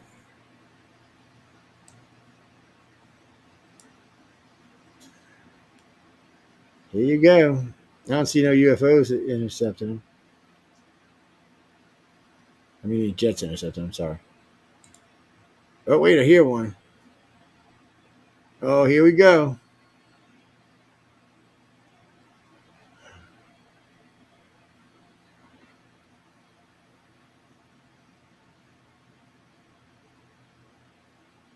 Though we got some strange music in it too for some reason.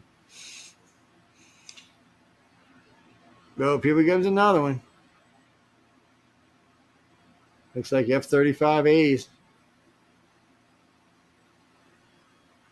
It looks like they're moving really slow. They are moving really slow. If those are jets, they're moving very slow. Well, where'd the other UFO go? They lost it. Oh, wait, they're getting closer now. Oh, wait. Yeah, well, they don't want us to see what really happened, you cowards. You cowards. Don't be cowards. We've seen y'all. Now, this is a UFO. Oh, wait, where'd it go? Holy cow, look at him, man. Yeah. I didn't know we had any of those in our real. Air Force. There it is. We don't need disclosure anymore.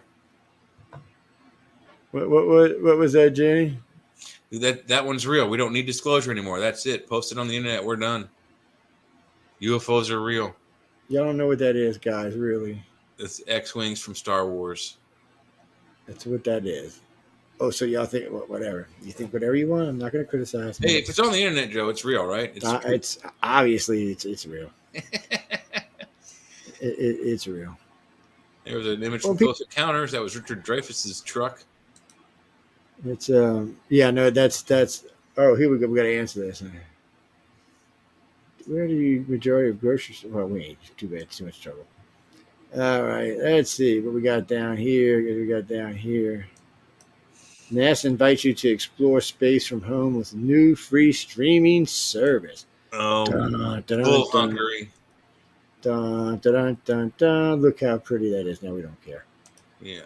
Jay said we don't care. I'm with him. Uh-oh, what we got here over here?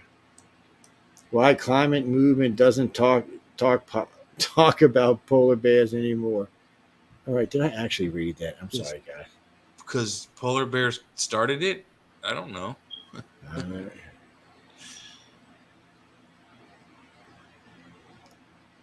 Oh, yeah, see, right here. Researchers make discovery that could reduce explosions of lithium metal batteries. Yeah. The fucking dangerous things. You still don't know what's inside the moon. But they have a new theory. What's inside the moon? A bell? I don't know what to tell you, weird people. Tubed ground meat. I'm going to have to ask Sean about that one of these days. Should you buy tubed ground meat? This story's always in here about my Jimmy Dean sausage comes in a tube. Well, that's fine. I like Jimmy Dean sausage in a tube, actually. It's kind of yummy, yeah. Got some pretty big tubes of ground meat there, then. Check your now. Wait, what? Apple issues 30-day warning to iPhone users. Check yours now. Well, I haven't seen anything on mine. Yeah, that's one of those clickbait things. Mark Zuckerberg's very, very large McDonald's. We don't care, people. I should look before I read. B-1 Raider unveiling. So, is this a message to China? Okay, this really doesn't look that much different than some of the other jets we have. It looks almost exactly like the B-1. It kind of does. It's black. It's I mean, it's probably a beast. I don't want to hate on it. It's the engines are in a different location. In the B-1, they're underneath, and I think there's two on each side, but those are right up against the cockpit. If those are engine bells or engine holes, intakes. Yeah, we'll see, people. I'm still waiting to see what our 6th gen fighter is going to look like. I've seen all kind of prototypes, but whistling past the graveyard, dim sphere growth over massive grassroots. Oh, what? Who gives a shit? You got to stop using that grassroots campaign crap. Not everything is grassroots. It's hard to be grassroots in this country anymore, anyway, with the internet. Yeah. White dwarf star explodes. Well, I want to see that. No kidding. Did they get it on footage? Let's see. Or they just show the nebula? Well, I didn't want to see that. Thank you very much. No. What the hell? How do you get out of this? Oh, man. Boo. Boo. That was sneaky, people. Boo. Thank God we got the sound off. Could be horrible. If y'all got varicose, well, if you got varicose veins, there you go, people. I'm sorry to do that to you. I apologize. Apparently, there's no audio with this. Apparently, there's no video. It's not doing anything. Oh, there it goes. It's moving. It's a white dwarf star that exploded. But they just have the nebula. They don't have the actual explosion on camera. That would be some pretty neat scientific data if this new space telescope we have, which Leslie has discovered 2 sub-moons around Earth, that they catch it. Yeah, that's a simulation. That would be cool, though, to see an actual white dwarf star explode. It would be interesting to watch, that's for sure. Yeah. What's that, Jimmy? I don't know. Spinning UFO spotted by U.S. officer has fiery thrusters. Alien shape. Oh, let's go look. If nothing else, it's clickbait, right? Oh, look at this bed setup. Look at this little console. This is your couch and your bed or whatever. Your bed, couch, and you have a day bed. I wonder if that comes up as a TV right there. Oh, here we go. Absolutely, I bet you it does. There goes Dreyfus's electrical truck.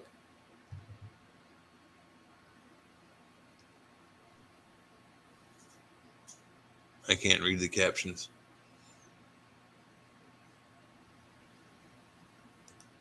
Hey, wait, what happened?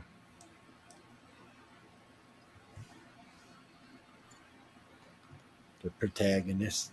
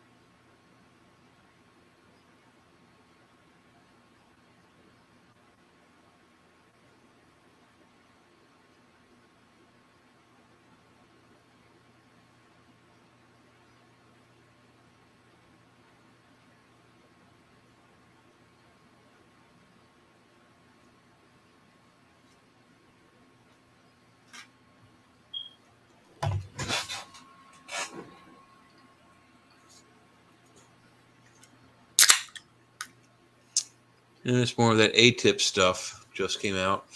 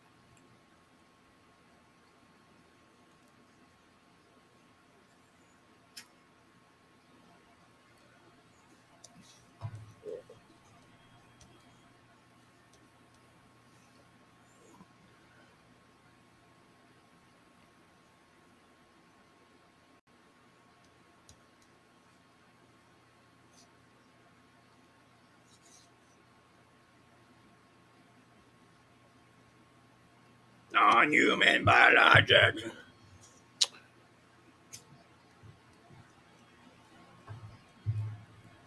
So is this like a Ancient Alien segment? This is part. I don't know what this is. I mean, part of that was a legit trial or hearings. So they're basing their UFOs and aliens as the truth on ET and Close Encounters? Seems like a stretch.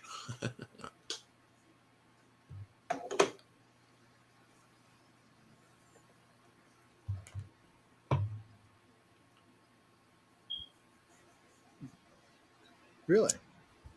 I've been saying that for years, that it's mathematically impossible for us to be alone. I know.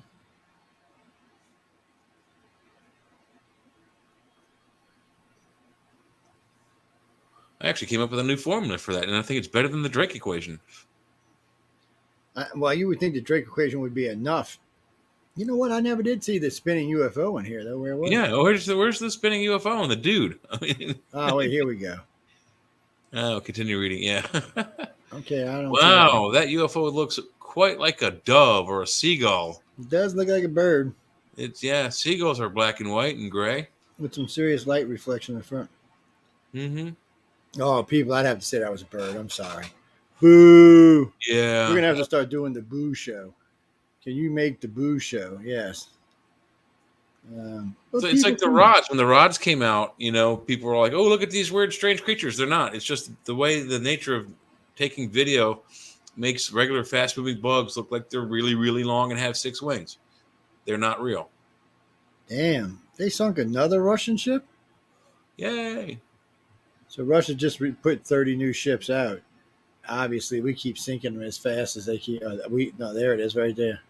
Bloop. They towing it in, it's all half sunk. Yeah, it's what they call it, listing to the starboard. Or no, port. Sorry, port. What do you mean, people? No, they actually stopped some of Russia's heavy armor the other day, too. They've been putting it on Russia, but sooner or later, Russia's going to get tired. I mean, somewhere Russia's got a big military somewhere. I mean, they are the ex-Soviet Union, so they've got to have military somewhere. They've got to have some sort of military assets, but they haven't shown up in Ukraine yet. I seen them launch some big bombers the other day, 4 big strategic bombers, but I don't know where they went. Yeah, they're not going to start a bombing campaign, especially if there's something there they want. They're not going to go start destroying things. They want something there. There's something physical they want in that country, and they're not saying what it is. Nuclear mushroom cloud in southern Russia freaks out locals. I would call bunk on that one. That don't look like a That's mushroom. not a mushroom. That's a regular old, what do they call that? Cirrus cloud? It says a name, but it's one of them weird shaped ones. But no, that is not a mushroom cloud, people. That's what you call a temperature inversion, causing those clouds to separate in that fashion.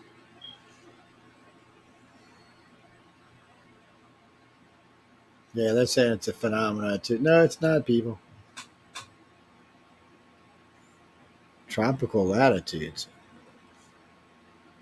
Wow. Yeah, if you've ever been down in Florida, man, those people have some kind of latitude, I know. It's something about they lean sideways, and it makes everything lean sideways with them. Yeah. No, I'm just kidding you, people. If anybody starts writing to me, they're also 10 feet underwater, so it's a miracle how there's even land in the state of Florida, being 10 foot under the sea level. Damn, they lost 600 soldiers. Wow. In just a few hours. Lost 6. Wow. Yeah, that's rough, man. He's got to do something there. Well, there's a good one. Scientists use DNA to construct material lighter and stronger than steel. How many whistleblowers have said that when they've touched the UFO craft, that it felt somewhere between biological and mechanical? Because it's how it kind of feels, especially the Gray's craft seem to feel like that. Yeah, it's like an animal skin. Wait, what's going on here? Oh, he disqualified Whoopi? Is that what it says? No, he disqualifies host as he discusses aliens on The View. Because she was an alien. That's probably a joke. Clickbait.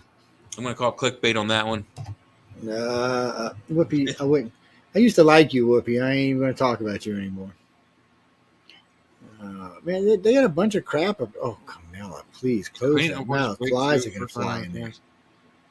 There's a kitten on that dude's head. Yeah, I see it right there. That's Ukrainian armed forces breakthrough first line, huh? They're trying to get back in the Crimea. We'll see how that goes for them. They're pushing. They're pushing that way. Camilla, stay off of the stage, please. You always make us look like idiots. What did he say? That's probably two jets. One on the tarmac. One trying to land. Oops! Somebody messed up on the tower. Come on, thing, do something. It's one of the things I like doing about live radio with these. You can just go through them, but no, that's what it's doing anything. They ain't doing anything. So I guess this is what we're looking at right here. There's a plane on the tarmac and a plane. Look, allegedly, I guess that's a plane trying to land on the same tarmac. Man, I've been in a couple of close calls on jet speed. It's not fun. I actually quit smoking cigarettes for about 5 years when I was in the service, and we were sitting on the tarmac in in Dallas, and waiting to get clearance. And I don't know what happened, but this jet came in and it got so close, it looked like the tires touched our roof. I asked the guy on it, because you used to be able to smoke in the planes back then, man, if he had a cigarette, start smoking again. And they actually gave me a cigar and started smoking again, but they actually took us off the plane because they thought it did damage to the plane. And they put us on a different flight. Yeah, jet wash could break off all kinds of stuff, antennas and sensors and whatnot. Yeah. SpaceX spaceship. I love SpaceX. Go SpaceX. Well, I wish I could find that thing he showed the other day. I don't remember where I was, what page I was on when I was looking at it. Uh-oh, this happened again. You see this story right here? Yeah. Well, yeah. So Wells Fargo customers report missing deposits from their bank accounts. This has happened before with these guys. Is it the aliens are taking their money from them? You got to wonder what's going on there. Oh, they don't like this. Scientists urgently warn. Oh, come on. That's clickbait. Let's not blow anybody up. Yeah. Oh, not this again. Yeah. You're not getting. Well, I don't have a gas stove right now, but if I had one, you wouldn't be getting it. Yeah, it'd be like no. So you want to get rid of something? Get rid of gas. Get rid of jets. So the little bit of stuff that stoves give out is nothing compared to what That's one of the things. It always shows you how hypocritical liberals really are. They want to stop everything, but they don't want to give up their gas cars, and they don't want to give up their private jets, and they don't want to give up their flights on big jets. They don't want to give up none of that. They don't want to give up the big skyscrapers in New York, which, draw in heat and help warm the planet. People, it's not just about carbon emissions that are warming up the planet. These gigantic ass damn cities we have all over the planet are warming it up significantly. They don't want to tell you that because they don't want to give up their big cities. Mm-hmm. But really and truly, the cities need to go green like Singapore's done. All their rooftops now have gardens on the top of them. More and more of these cities are either putting solar panels or reflective glass on their buildings to reflect the heat back up. I don't even see America even looking to do any of that stuff. Yeah, because a large city like, say, New York puts out a good, makes the temperature, the air temperature, another good 10 to 20 degrees hotter.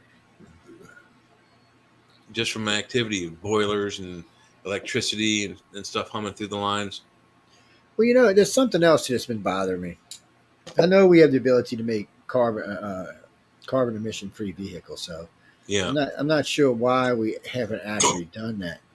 But because OPEC doesn't, like you just said, OPEC doesn't want to give up their power, their money. They make so much money off of that. And the other thing that's bothering me is why can't we build a self-generating electric car? So you have four wheels spinning. Anything that spins can create power. Four dynamos creating electricity that could power the car while it's moving. You can put four alternators on it with a voltage regulator and a nice lithium large battery to store it all. And when your battery's full, it kicks off and just runs the car on it until such a time it needs the battery. It should be, all electric cars should be self-generating. They should, once they're moving, they should not need to pull on their battery. Yeah. I don't know. I don't understand that. I'm missing something. I was talking to a friend of mine. This is back in the late 80s. I said, man, we should be able to do this. We should just make one and get rich. And because technically we did. We took we used to, those little cars you used to race on a track, the little electric ones you could fly. The slot cars. So we took them and we took it apart and we put glued two of them together and then put another one in and we glued four motors from four of the cars on it, and then put one in the middle, and then ran a gear underneath, and then gears on each one, so that we could spin them as they went. So the one would go. Now it worked a little hard to spin all four, but once it got going good, it was spinning the hell out. And everything was just nonstop. There was no battery in it, and the best part is you could just rub it back and forth, roll it back and forth a couple times, and let it go, and it would take off and keep going. So I know it's possible, people. No, I'm not doing it because somebody will kill me if I do it. No, they're not even going to buy me. They're just going to run me over the road. So fast, and it would be the same thing they did with the hydrogen cell battery. It would take 30, 40 years to come back out. They're not, because all this technology you're talking about will all be part of our world one day, just not now. You got to wait till these greedy bastards that are here now die off, and then it'll come into being. Well, because somebody's going to want to be the guy who says, okay, you know what? I invented cold fusion and I'm going to save the world. And he is, or she is, whoever it is going to save the world. And at that time, we'll need to save the world. I mean, you think about it. You have something the size of a dollar coin or a tennis ball, maybe, that powers your house indefinitely. It's amazing. Go back. Shut up, woman. Stop for a minute. All right, let's see what she's got to say. Yeah, she's smiling. She's not even taking it serious. Yeah. Pinhead. That was a lie.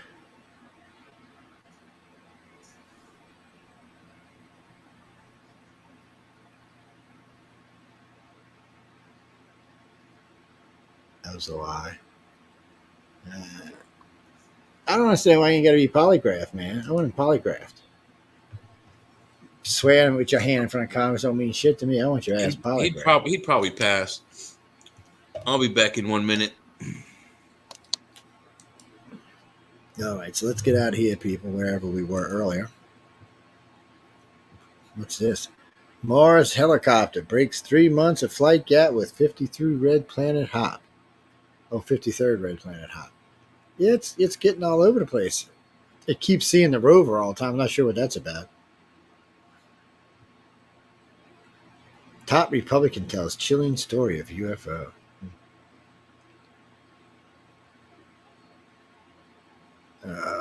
Why hasn't this woman retired? She's just such a nasty person.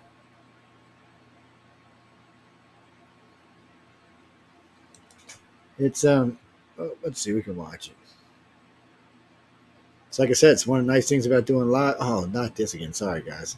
Did we already watch this? I hope not, because this is just gross.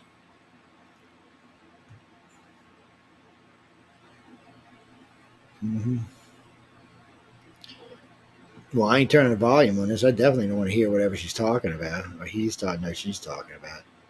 Yeah, I could tell by the hand what it was. What does the volume say? Oh, I guess we don't get to hear it. Oh, wait, sorry. Oh, I love how it lifts it up there like that. Just sets it on there. Yeah, see, there's another one. I notice on all of his places where he has ships, there's more than one sitting around. Got to have backups. Oh, this is fuel, baby. That's pressure off his fuels. That's what that is. Hey, look at it. Just set it on there like it ain't nothing. I love how he catches it when it lands. I don't know. Well, I don't know if they've tried to land it on like this part. They do it like this. Yeah. Well, imagine these little things right here are some types of clamps. That's so cool. No, the man's brilliant. Don't ask me. He's. So they brought one down the other day when it landed. That thing caught it. Oh wait, let's see. This is the shit we were talking about earlier. Please don't show me somebody's ugly leg again. Instead, somebody's little heathen baby. What's that, Jackie? Nah, we'll see. Well, we'll see. We're going through a lot of this stuff. So every now and then somebody posts up a web page in the bottom that I can use if I want. Well, I don't know who we're with right now. What do you mean, CNN? I don't know. You mean CNN and Fox? Put them side by side? I don't have to think about that.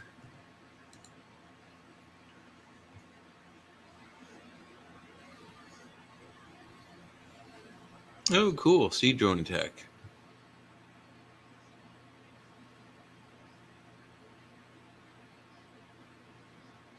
So I guess we're on the drone.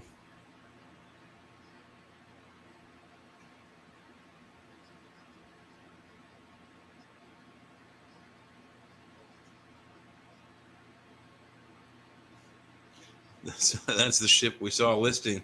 Yeah.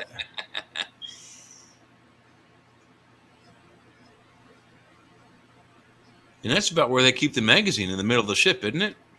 That's what they were going for. Yeah.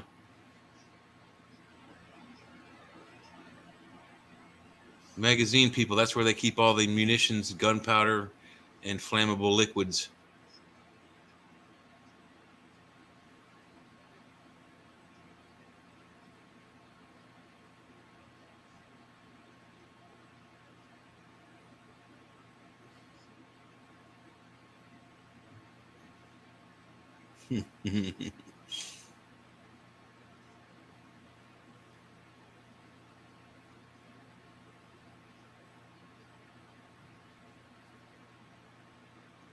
You better stop blowing up Moscow. Russia's going to get pissed sooner or later. Yeah. What? That's pretty, but that ain't nothing. Yeah.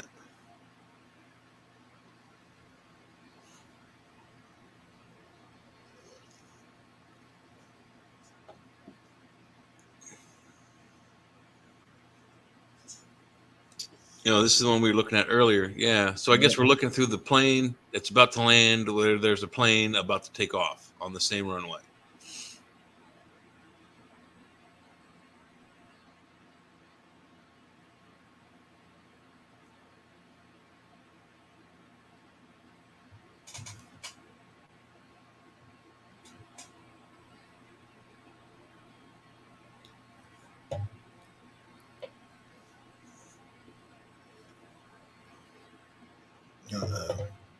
He almost killed a bunch of people because of what? Stupidity. Someone messed up in the tower. Is that Titan? What is it? Doesn't say. Yeah. It does say. Yeah, there it is. Okay. Titan captured by the James Webb satellite or telescope. Yeah, more and more it's looking like Titan's going to have life on it. That definitely looks like an atmosphere bloom. Yeah. Well, that changes my formula for how many planets are or did have life on this in this solar system. That brings. Well, I think they said Titan, Europa, and some other ones got atmospheres. I'm pretty sure it's going to have life. Well, so this is the way it works. We know for a fact one has life. That's Earth. We know one had life. That's Mars. We know one probably has life. That's Venus. 90% chance. We know that Europa. It's either Europa or Io. I can't remember. One of them is frozen, and there's a liquid underneath the ice because the ice moves like plate tectonics. So that probably has life. The other one, Io again or Europa, I can't remember, is the most volcanically active satellite in the solar system.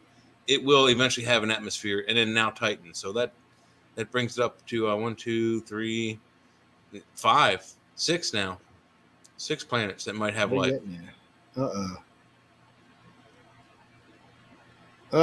This is Jay's girlfriend, not this chick. This one right here. Oh God. That's Jay's girlfriend. Oh wait, no, I'm sorry. It's Jeffrey's girlfriend. I apologize.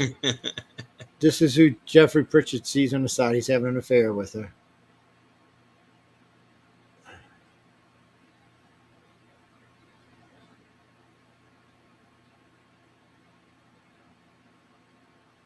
Geography of Bliss. Is that her book?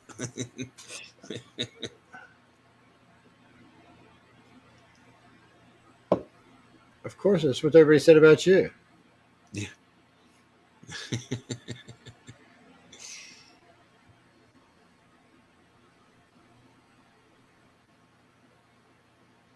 And that's what they said about Trump. And y'all did it anyway. It distracts from his success. What success? What did he do successful?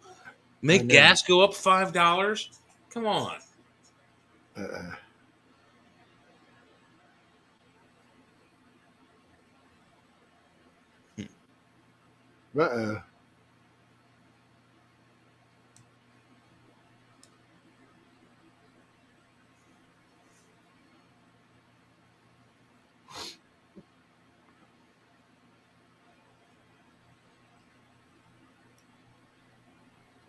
Yeah, especially if you hit it, took it off the book.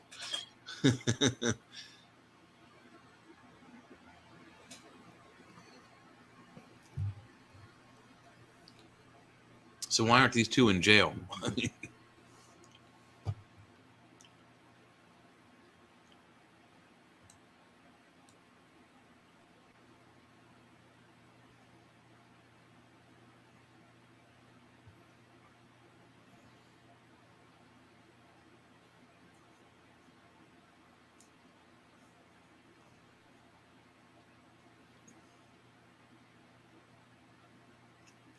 Oh, Joe, you're buying tea on Amazon.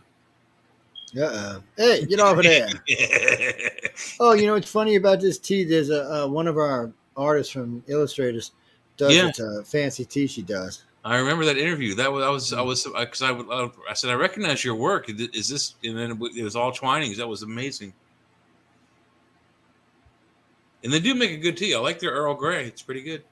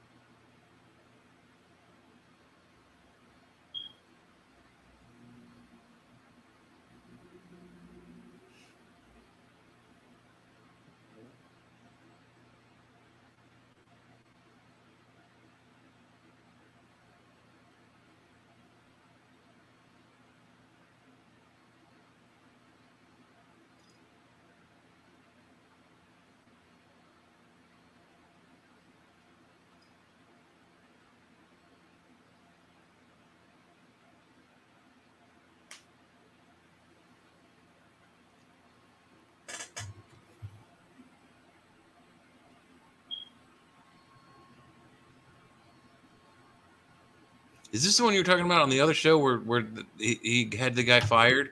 Yeah. Oh gosh.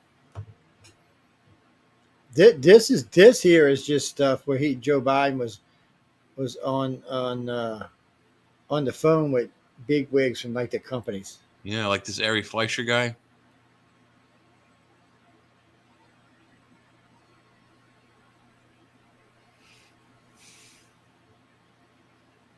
Well, I mean, that alone, if he actually interfered and had someone bribe someone to fire someone, that he should be in jail, shouldn't he? Well, so let's see if she's going to say it or not. So wait, hold on, we'll stop there for a second. So what he did is he was in the Ukraine doing business, and before he got ready to leave, he got on a stage and said that if you want the $1 billion, he called him and told him, if you want the $1 billion, that the prosecutor doing Burisma right now has to be fired and somebody else has to be hired or no $1 billion. And the president of Ukraine, I think, responded as well. Obama gave it to us. He said, well, why don't you call him and see? And so he said, I'm leaving in 6 hours. If he's not fired in 6 hours, no $1 billion. The guy was fired before he left. If that's not an abuse of power, I don't know what the hell that is. And make it worse, Joe Biden gets on there and brags about it. Yeah, and he got caught. He said he would deny it, and then he's got the video that removes all doubt. Yeah. I'll see if we can find it while this is on. Let's see. You remember that old phrase, better to let people think you're a fool than to open your mouth and remove all doubt? Yeah, that is Joe Biden. Let's see.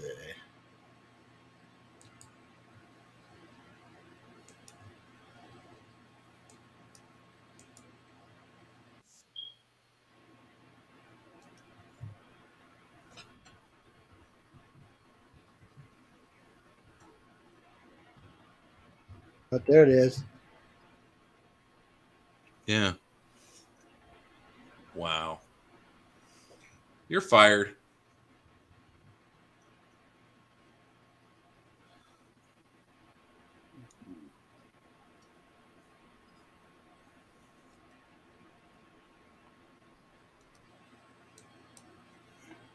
The perfect end to that scenario would be. So, Devin, you just stop right there for a minute, Devin. You just hold on for 1 second. So, people, I think I found what I wanted to show you. So, let me find us again because I'm off on the deep end, some other world at the moment. Yeah, there we go. Oh, no, that's not us. Oh, there we are, StreamYard. So, we got to remove this one right quick. And then we got to add to stream. Let's see. No, that's not what we want to remove. Oh, come on. I don't worry about my camera at the moment. I want this thing removed. I don't want to add it to stream. I want it to stop. Stop screen. Thank you. All right. You gotta love things sometimes when they don't want to work right. Now wait. What the hell's going on here?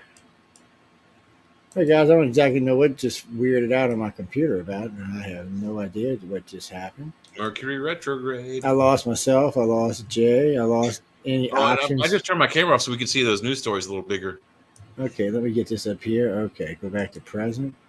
It just everything just disappeared. There we go. Here we go. Sorry it took so long, guys. This is for y'all. Let's go ahead and put we like this already. Don't worry, people. Joe's been on the radio some 20 years. He'll get it together one day.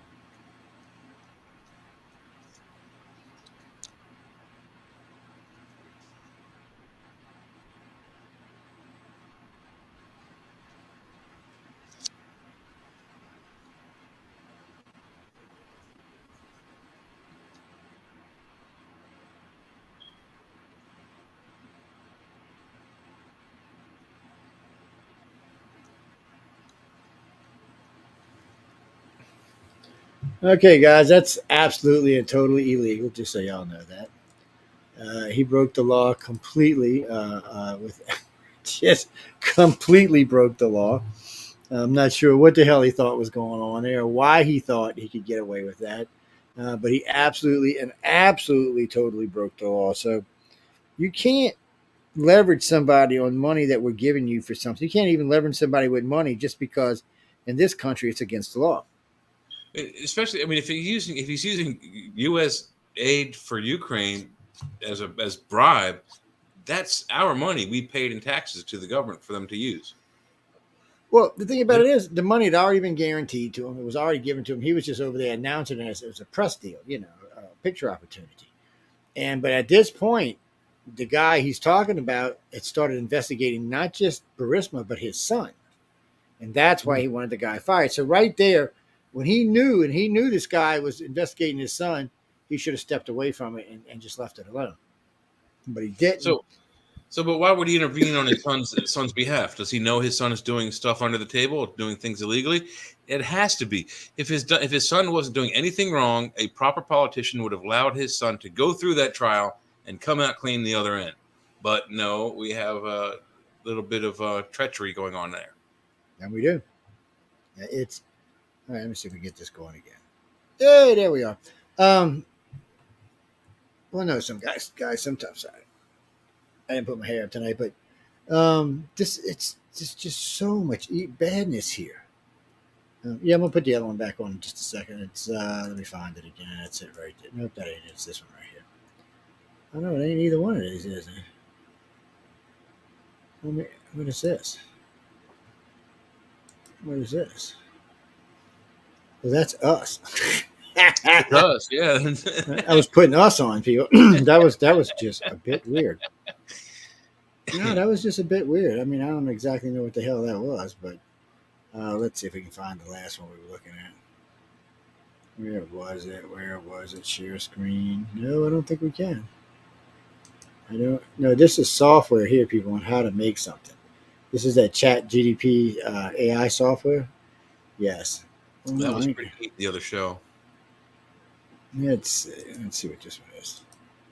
Oh yeah, this is where we were. Okay. Let's see. Now y'all just heard this guy say this.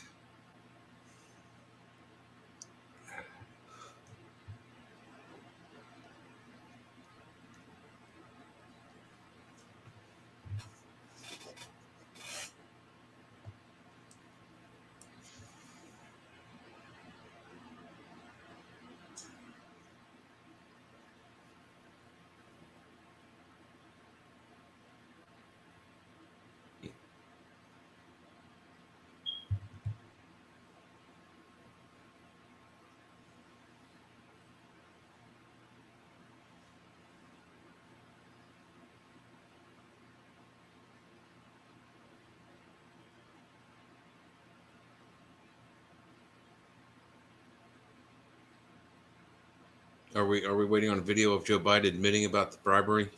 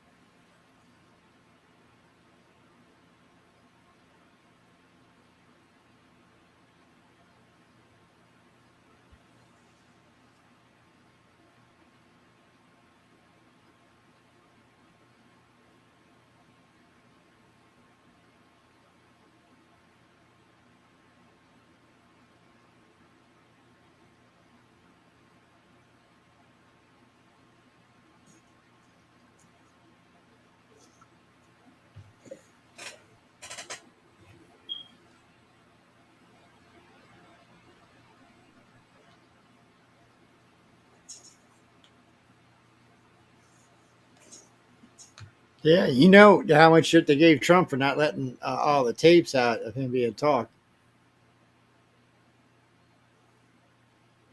Yeah, he also put up a big stink about releasing his tax forms for the election, which I don't think is a parameter. I don't think you have to divulge that.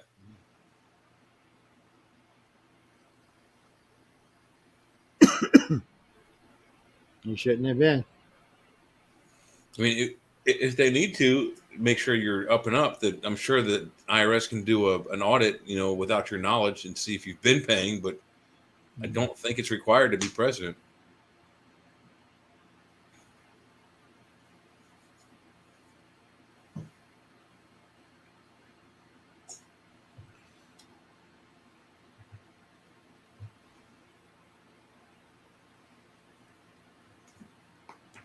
No, guys, what can I tell y'all? Oh, look, we just were looking at the chat GDP on my computer, and look, they're talking about it right here. Oh, it's worth $22.6 billion. Oh, wow. I'm not exactly sure that happens, but okay. Another video. This one's from the Hill. I mean, these things are a dime a dozen now. For years, we're not seeing no UFOs in the sky. No, what the hell? That's true. But now they're just a dime a dozen. I mean, literally, they're everywhere. Yeah, this is one of those A-tip ones that came out a couple years ago. Yeah. But I mean, I seen the other day they had a new one out, and then somebody else was showing a new one, and another military guy in Mexico was showing a new one, and I was like, really? And it just keeps, they just keep popping up and popping up. But again, just recently, 4 years ago, we ain't never seen a military. Oh, military guys don't see UFOs. What are you talking about? But apparently they do. Well, I'm just saying, people, it just shows you the amount of bullshit that goes on. Well, it's not the pilots lying to you. It's the other people keeping secrets from you. Yeah. Pilots do their job. They report it. It's like you said on Wednesday's show. You haven't spoken to a Navy pilot that hasn't seen one. What do you mean? Who? Yeah, I know who you're talking about, but that's a lie. You're talking about the moon landing, right? Yeah, that was a lie. Oh, what's his name? Not Steelberg. Who was it? He said he made all the models for the moon landing. I don't know, but I do know that they say Stanley Kubrick directed it. Yeah. So, I think that's who made the models too. It's well, people. So let me. I always ask the same question. Why did the Russians lie for us? And why are the Russians still lying for us? I mean, what is it that the United States has on Russia that it won't tell the world that we didn't go to the moon? Well, y'all are the ones out here doing all this research. We didn't go to the moon. I'm asking you to tell me why. But for that matter, why is China keeping the secret? Shit, worse than that. Oh, I know Kim Jong-un can't see yet. But China and Russia can see. They have satellites around the moon. And you know what? Didn't China send something up near the equipment that we left behind? Yeah, China. And China suggested that we should add a plaque. They said they'd do it for us. Go and put a plaque on the rover, because we left the rover behind in the bottom of the lander. It was left behind. Well, people. There's actually shit left behind on the moon. You can see from satellite. Physical equipment left behind. If you have a good 10-power telescope or higher, you can see the landing sites. You can see the stuff that we left behind. You can see the flags. It's just, those flags will never go bad. Well, maybe radiation eventually will kill them. It was funny to me. I won a $5,000 bet. Just like, I don't know. I was 5 years in the radio, 3 years in the radio. This guy comes on, and I had just talked with a couple of astronauts a couple of weeks before this, because the Apollo, Mercury, and Gemini guys were like heroes to me. So anytime I get a chance to talk to them, so one of the questions that came up is, why does a flag crinkle and wiggle and shit? So every time somebody tells me that somebody's evidence that the landing went real, there's no wind on the moon. Well, first off, there is cosmic wind, so don't think there's nothing that flows through there. But that's not what causes this. They inserted a wire in the top and the bottom of the flag to give it the illusion that it was blowing in the air. Science fact. Check it out for yourself. And some of the people that say that it's blowing the wind, it's when the astronaut is handling the flagpole and trying to put it into the ground, and the flag moves. Why? Because the astronaut is moving it physically, so the flag moves. Once he sets it down, it stops wiggling. Trump and Biden will not be on the 2024 presidential what kind of ticket. clickbait is that? Anti-woke candidate instead. Anti-woke might win. They might win, but who's that going to be? DeSantis. Yeah. Right now, so people, we'll go. I'll pull up some polls in a minute, but all right. So there's a couple weird things going on in our country right now. Let me get this off so you can see Jay and I's lovely face. Trump's lawyers could probably tie this up until after the 2024 election if they wanted to. And then you can't indict a sitting president if he wins. Yeah. And then most of the shit would go away because of statute of limitations. So I'm not exactly sure why people don't think now they could get this, they could win or lose the case early on and give him time to go in front of the Supreme Court, which of course is going to rule in Trump's favor.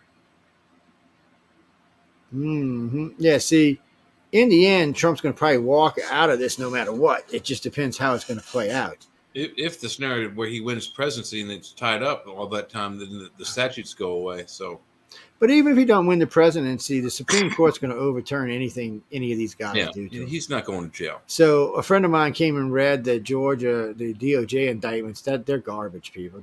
That's so much garbage. The guy should be put in jail for even bringing those charges. And then, wait, no, I thought they were over Jan 6. That's not even what they're over. Yeah, so you need to go listen for yourself. The guy in New York, most of those should already be passed. I don't know how that's going to play out. And it really doesn't have much to do. And as far as having the top secret documents in, if they put Trump in jail for that, they're going to have to go back and get Clinton. They're going to have to go back and get Hillary. They're going to have to go back and get Biden. They're going to have to go back and get Pence. Probably Obama, probably Bush. I'm just saying. It's probably what's going to happen. Because you can't have a double standard because the people aren't going to put up with it.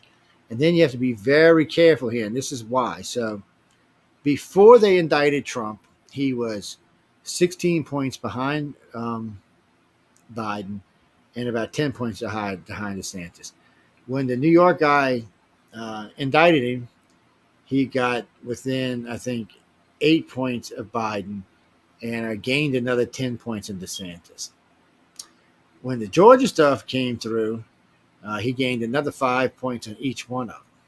So with the DOJ indictments the other day, because he had 3 indictments of 72 counts and 3 indictments, and currently right now he's 30 points ahead of DeSantis, and neck and neck with Biden. Depending on what poll you look at, he's either 3 or 4 points ahead or 2 or 3 points behind. And since the averages are usually 3 points a poll, it means it's neck and neck. It's dead even. And like I said on the Wednesday show, that they're basically paying for, it was last Friday's show, they're paying for his campaign. They're making his numbers go up by trying to smear his name through the mud. And it's backfiring. And what's hurting them the most is they should have learned this lesson with the Russian thing because they lost in the Russia thing. And then, of course, they came out and said it was just Hillary was just trying. The special counsel came out and said all that stuff about none of it was true, and Hillary was just trying to win the election. And that's exactly what's going on here. Well, they know Biden can't win an up-and-up election right now. Once they debate, it's over with. Biden's done. His record's just not going to stand up. Trump's record's much better than Biden's is. Oh, yeah. No, I ain't voting for either one of the bastards. I'd vote for DeSantis. Yeah. Who? The California guy. No, he's an idiot. He's not going to win. He can't beat DeSantis now. See, because everybody wants to go to Florida, everybody's leaving California. Yeah.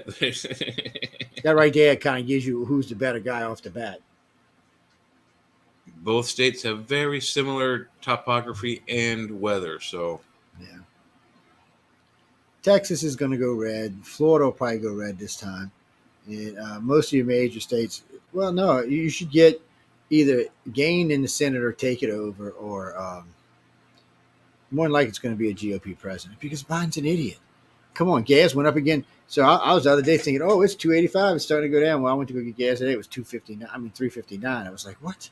Yeah, it's like 385, 390 up here. You know, guys, I drive 150 miles round trip every day. I mean, this sucks. And you know, when I was a kid, diesel was 25 cents a gallon. Today, it's $5 a gallon. What kind of bullshit is that? Yeah. When I started driving, they still sold leaded gas, but unleaded was 89 cents a gallon. You could literally go to the gas station / convenience store, go into the store, spend $5 on gas and $5 on booze and cigarettes, get back in your car and get change. Walk out with change. I used to pay 59 cents a gallon for gas and 39 cents a pack for cigarettes.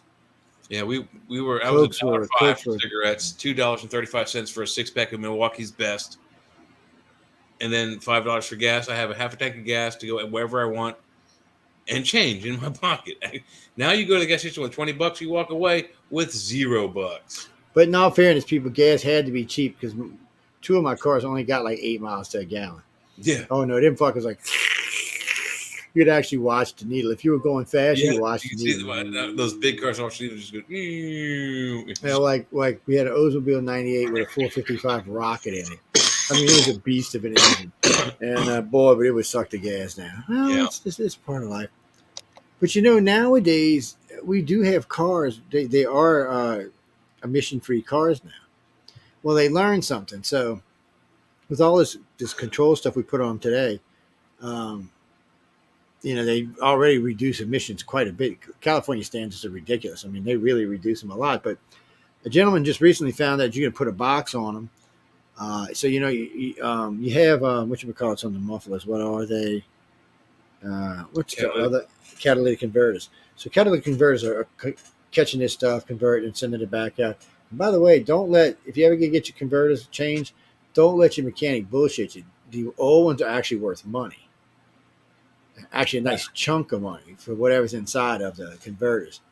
And I found that out just recently.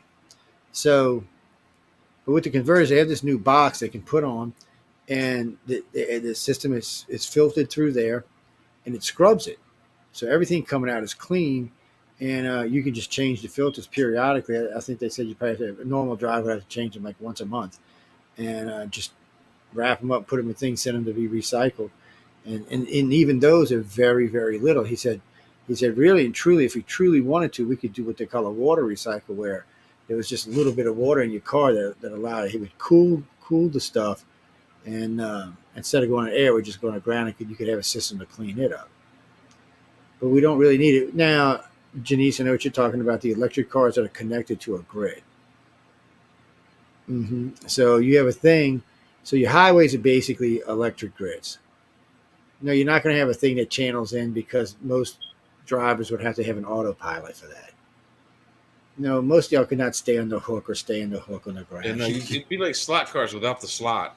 Yeah, so this would be, the whole street will be produce electricity, but at a very low amperage, because if people step on it, they would die. So, and you know what? We might not even have to worry about that, because I'm getting my flying car. I'm getting my flying car. I'm getting my flying car, and I'm going to fly around in the sky in my flying car. After we watch, you know, a couple of 100 people crash and burn. Yeah. Well, I don't know. They sound pretty cool. Well, I thought they just had wheels on them. You could land them and take off, but they can actually roll on the road. You can drive them on the highway. Yeah. I don't know how fast they're going to be. Well, they're basically just big-ass drones is what they are that hold you. That's what they are, really. Drone technology has been a boost all the way around. First off, we didn't know we could run 4 electric engines so cheaply and so efficiently with these drones and get so much life out of a battery. I was talking with Jay about this the other day. So they found something in a blue crab that will make lithium obsolete, and it's not dangerous like lithium is. It doesn't explode and shit. Well, lithium is highly contaminated. I noticed that, first off, just all the strip mine alone and the contaminants from that is ridiculous, and you have to rebuild all that back, so it's costly. But then You have to the damage dispose. to the earth from strip mining it. And plus the leaking of the lithium coming out of the earth, leaching of the lithium coming out of Earth. And then what you're going to have is all these lithium batteries that have to be disposed after about 10 years. Yeah. And you got to dispose somewhere because if they get too hot, they explode. 10 years is a generous thing. That is a generous thing. Working in the construction business, what is the warranty on your Ryobi and your Milwaukee lithium batteries? 3 years. What is the expected lifespan? 5. Yeah. Well, you'll get long. I mean, I got drills around the house that are 10, 12 years old, but that's the drill. The batteries get changed periodically every 3 or 4 or 5 years. We get new batteries for. Well, Even when it was the old nickel cadmium style batteries, they only lasted 3 or 4 or 5 years tops before they could no longer take a charge. No, we all like the lithium better because you get more power out of them and for a longer period of time. Gas and they're lighter. Yeah, and they're lighter too to boot. That's a plus. But lithium is dangerous, and when you dispose of it, it's dangerous. And when you're talking about the size of car batteries, and you have to dispose, these are going to be leaching in the ground in place. It's going to be a nightmare if we get too many of these in the road. But my question's always been for all my electric car friends is, okay, so you got to use electricity to power these cars. So unless you got some thing from Back to the Future where you're catching it off a rod with electricity or something, or you have Mr. Fusion. Yeah, Mr. Fusion. You have to get power off the grid. So for every car added to the grid, that's going to be a couple of kilowatts. A couple of not kilowatts. I forget which one it is. Well, they're going to charge them up. It's a minimum 30 amp circuit. That's what your dryer runs on. Yeah. No, it's going to take a lot of energy, people. And then, so California said they want to have 5 million within by 2030. California can't even roll. They have them rolling out Sorry for the language, guys. When they have to roll the electricity out from time to time because they got to turn it off. Rolling blackout. Sorry. New York will probably end up having before summer's over, and that's not with electric cars. So let's say California adds 5 million electric cars, and they haven't updated the grid at all. Well, what does that mean? That means you're going to have to make a choice between your air conditioner and your electric car. That's what that means. Or drying your clothes. Or drying your clothes. Yeah. So it takes a little while to charge a car, up to 8 hours to charge them fully for a lot of them. Yeah, your AC unit draws 60 amps. That's twice as much as your car. You have the two of them on the same line, guess what? Boop, your circuit breaker just exploded. They're just, in the future they may be better, but right now they're just not what we think they are. Oh, I remember the first electric car, the little aluminum box thing they had, the electric, it was so stupid looking. They paid me money to get in that thing. It looked like a death trap. Mm-hmm. It's like those little, I can't remember the names of them. They look like the things you would see on Grape Ape that he put on his foot and ride around on. Some of these cars are tiny. Look, people, when you drive as much as I do, you don't want to be. My car's small enough. I kind of wish I was in my truck sometimes when I'm on the interstate. So, something about that silver gray. It's a Camry. People just don't see it all the time. That's a pretty little car. It's fast as hell and it handles great. Yeah. I got a 21 Camry. It works great. Or not 2020 Camry. They're good cars. Mm-hmm. Yeah, they're good cars. Well, if you're going to buy one, I would recommend anything from 2015 to present. The older ones, like they're different. So the 2018 to 2019 to 2015 to 14, they're like the one I got downstairs. They're not quite like the one he's got. One he's got, it's an inch wider. It's got the cut fence in the front. They're a little bit different. It's not a lot different, but more leg room in front. They have more leg room in front. They don't handle as good though, but they're faster, and they get a little bit of gas mileage too. Yeah, I'm pulling about average 30 miles a gallon. Yeah. I only drive 4 miles to work, so I can put in $10 worth of gas, and if I only go to work, that $10 will power my car for a 30-day trip. 30 days to and from work. Yeah. Well, I drive 70 miles in, 70 miles back, plus whatever I drive around.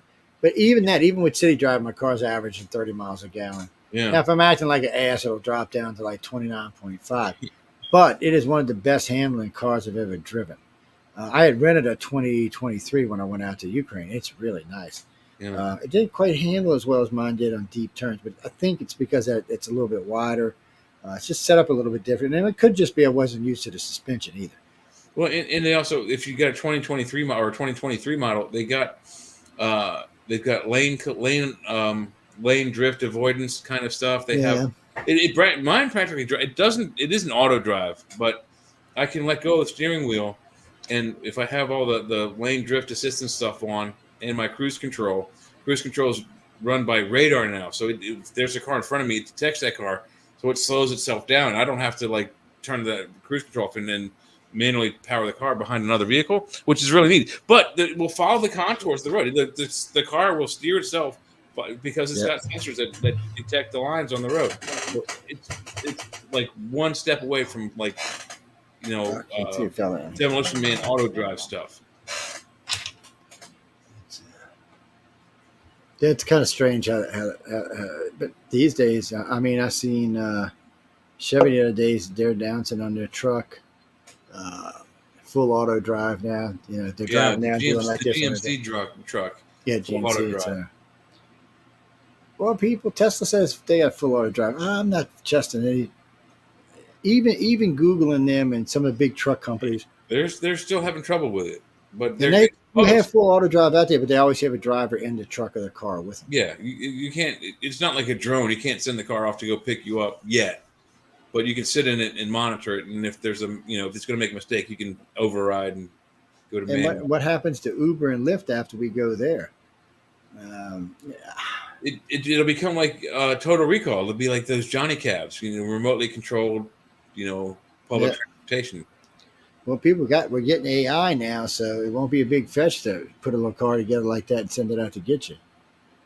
Well, I'm just wondering what humans are going to be doing in 50 years.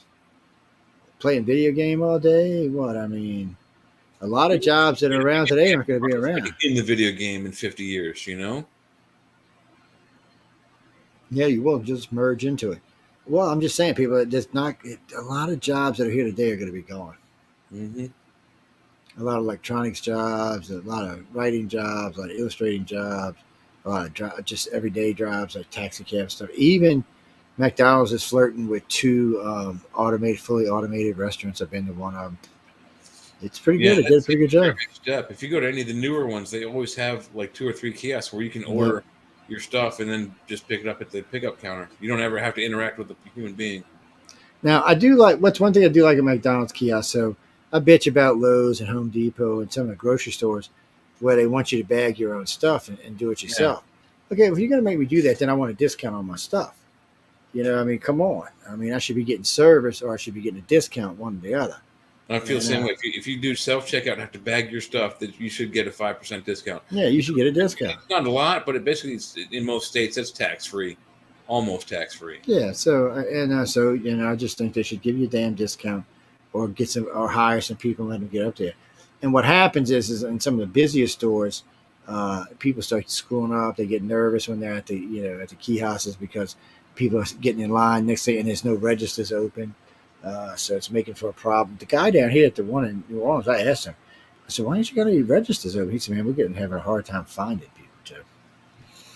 He said, we're offering anywhere from 15 to 20 and we're not getting any bites. I'm like, what? It's one of the hardest positions to keep at Lowe's and Home Depot is the cashiers.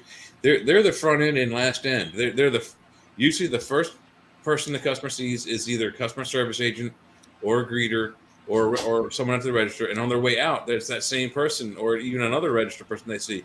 And if they've had any kind of a bad experience on the way in or out, that last register that they go to, that cashier is going to hear the full brunt of it. And at some point, that cashier can't take anymore, and they just quit. There's just too much stress. It's almost as bad as being a cop or a fireman. They go through a lot. But you know what's weird? Because, okay, well, we used to do business before Katrina went Lowe's. First off, I knew everybody in the store. Nobody ever left. They also gave commissions back then. And even the cashiers were there forever. And then after Katrina came through our town, I have never seen a cashier last more than a few weeks, maybe a couple of months. Some of them might transfer out to other stores, but And the store we shop in is the busiest store in the state, so it's insane in there. But I mean, they want to stay in business because now they're losing business to Home Depot. Because when you go in Home Depot right now, they got 8, 10, 12 people on the floor. And if you're going to use one of the things, the girl's going to come up there and talk to you while you do it and help you go through it. So, but you know what? If you went to Home Depot a couple of months ago, like 6 months ago, they would have been where Lowe's is today. So you just never know which one of these two stores is going to be the one to go into. I'm honest, Pete. I shop in both of them. So sometimes Home Depot is better, sometimes Lowe's is better, and you don't know until you get in them. I've worked in both, and it's just like Joe says. Depending on the market, it's up and down. They are properly staffed, or they are not. And in most cases, especially with the slower markets, like my store is considered a rural market. We're out in the middle of the sticks. We sell farm equipment. We sell like those metal wrought iron tube fences. We sell that stuff for keeping your cattle and horses in line. But that's the nature of the business. It's up and down, and especially with people having been going through the COVID thing the last 2 years. Cashier participation has dropped off because they, like I said, they get the last angry customer, and after you've been yelled at and called a piece of shit or whatever they want to call you, whatever names they use on you, you're done. You don't want to go back to that. So I mean, it's understandable, but it does suck. It does. I know. Yeah, we're gonna actually get out a little early. So wait, what you want? Joe Biden's corrupt. I'm not sure that there's ever been a non-corrupt president. George Washington, Abraham Lincoln. I'm not feeling. Honest Abe, yeah. So a good friend of mine recently had to pay up some money on Abraham Lincoln because he's a friend of mine. No, he's black. So we talked about Abraham Lincoln. I said, after the war, Abraham wanted to send all the black people back to Africa. No, that's not true. That's just a misnomer. I said, no. I said, you can put your money on it. He said, yeah, because that's just bullshit. And I said, okay. I said, hold on. And pulled out my phone. I said, here you go. He's like, he's like, why? I said, because he wasn't. I said, Abraham was kind of scared of where this was going to go in the country. He didn't know what to more expect. Conflict down the road. He thought it was going to cause more problems for the country all the way around.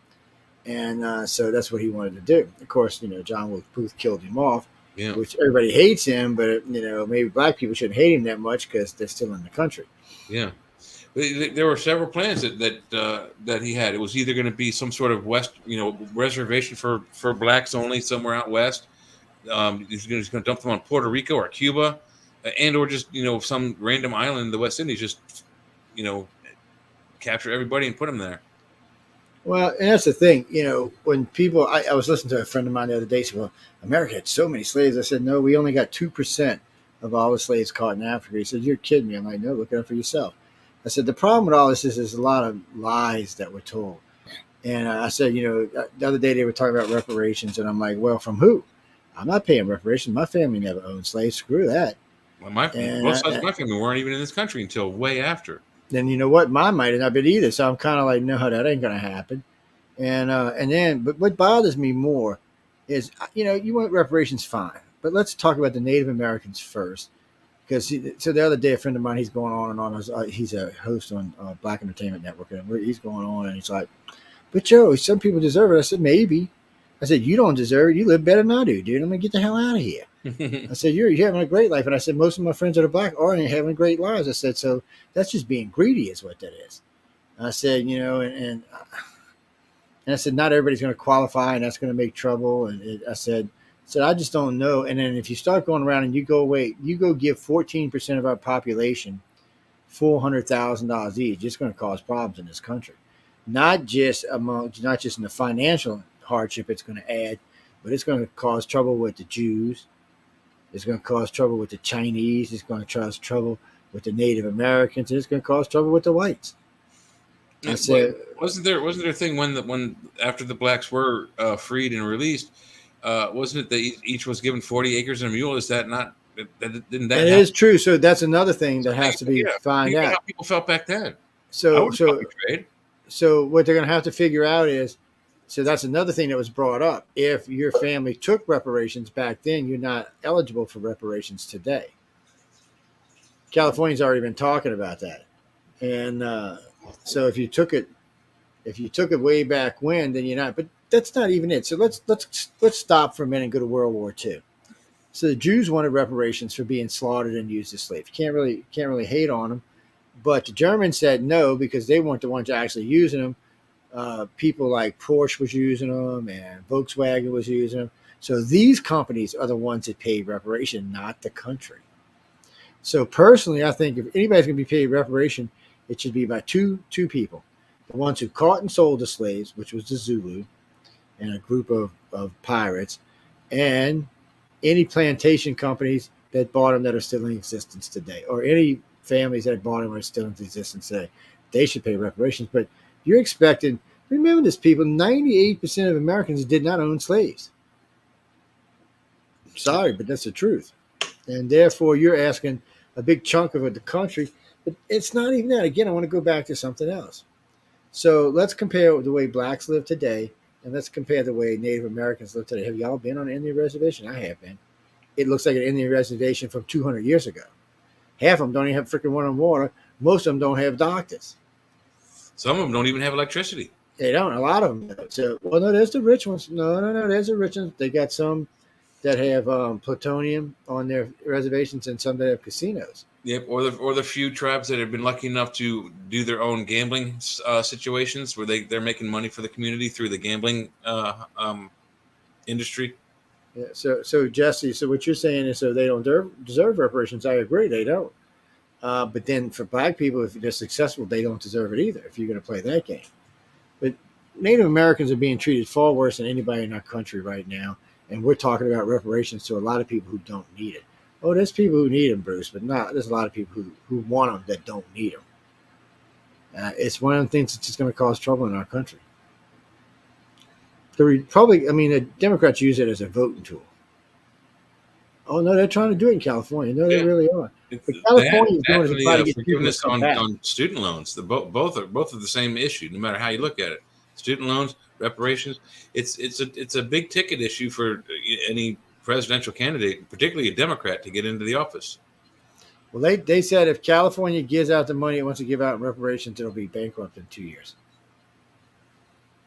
That's California's business. I don't live in California. California can do whatever they want. No, they can do whatever they want. They do whatever they want anyway. So, I mean, if they're going to do it, they'll do it. Mm-hmm. And I don't know that they'll collapse. I don't know if they'll go bankrupt. But, they do have the recreational and the medical marijuana industry, which probably help keep them afloat. Yeah. They well, no, because they're losing so many people. So they're not expected the growth in population for a while. So their latest forecast says in 6 to 8 years, losing 3 to 5 million people over that time frame. So that will make them smaller in Texas. Texas will become the largest state in the union. But the best California can hope for is a bunch of teenagers get a hold of some recreational weed, get high, get pregnant, and repopulate the state. Yeah, Jackie, it's true, though. The entire West Coast right now has issues. Seattle just got a bad rep after all that shit that happened up there. Nobody wants to go up there. All my friends that live up there are still kind of antsy about what happened. Oregon's, both of them tried the mandatory $15 hour raise. A bunch of people moved outside of the areas where the mandatory raises were, took their restaurants out. Because, what happens is, okay, we're going to give the waitress $15 an hour and tips. So in the old days, when I started working, a waitress has made about $1.35. Yeah, what they made, and minimum wage is probably around $2.50 or something, $3. Right. When I started as a waiter, minimum wage I think was $4.50, $4.75, something like that. But as a waiter, you were making $2.17 an hour. But you were usually making quite a bit of money in tips. Oh yeah, if you're in a good place, you could walk $100, $200 easy. A good waiter or waitress down here can make $1,000, $1,500 a week easy plus their salary. So now we're going to give them, a paycheck of $600 a week plus tips. That's just not going to. A lot of people are going to cut back on their tips. Mm-hmm. Oh yeah, because the dinner prices are going to go up, and a lot of companies now are saying they want the tips put into a pot, and they want 10% of them, and they need to be evenly distributed amongst the waiters and waitresses. Well, that sucks for the really good ones and really good for the really bad ones. Right, yeah. The ones that suck are going to get more money than they deserve. Actually, Rick, that's not true. When I was young, I worked as a busboy at a restaurant called Drew Track. I got promoted to car parker. I was like 15 at the time. and it was a really high end restaurant. So on an average night car parking, I would make $300 to $500. This is like 1977, 78, 79, somewhere around there. Yeah, that's a lot of money, dude. It's a lot of money back then. When I was in college, I to supplement income, I worked at the Chart House, and I had 3 jobs there. I was either the oyster bar guy who made your appetizers, I was the Gunga Din who made salads and brought water to the tables, or I was the dishwasher. When I was the oyster bar guy making appetizers, I got my own tips. If on a good night, busy night, I'd walk with $100. If I was the Gunga Din inside the waiter station making their salads and water for their tables, they had to tip me out at the end of the night. I'd walk with about $60, $70 a night. If I was the dishwasher, at the end of the night, all of the waiters had to tip me out. At the end of the night, as a dishwasher, I walked with about $50, $60. That went into the bar next door that we all went to and drank at the end of our shifts. But that was income. Yeah. All the waiters had to tip me out, no matter what I did. I got my own tips at the oyster bar, plus tip outs from the waiters, and then a couple times I was bartender, and that was really good. I made about $190 as bartender, but I only did that once in a while. But it's good money. You can if you're good at your job, you can walk with. Well, when I first got out of the Navy, I wasn't exactly sure what I wanted to do. So a friend of mine owned a bar called the Hideout, and I mean, I was 20. I was in fantastic shape. I figured, you know what? I'll go play around because I had been putting out applications at different places around the country and locally, and so I said, I'll just hang out here. My problem with this place was it was a great bar, lots of people. Everybody ever wanted to tip me in, one word I can't say, in drugs, and I was like, no, I want the money. Yeah. What do you mean I can't? I can't. It's a P word. How's that? Yeah, I can't say what it is. It's a thing that women have. How's that? I just said I was in great shape. I was good looking. I met a lot of people, a lot of drunken women coming through there. It was a great bar. And I made good money there. It's just for some reason, people felt the need that they wanted to give you drugs or they wanted to, pay it off in other ways. And I was like, no. So finally, I told the owner, I put up a sign, tips are only allowed in cash, nothing else. And he started laughing. He said, "What's?" I said, "Dude, this is ridiculous in this place."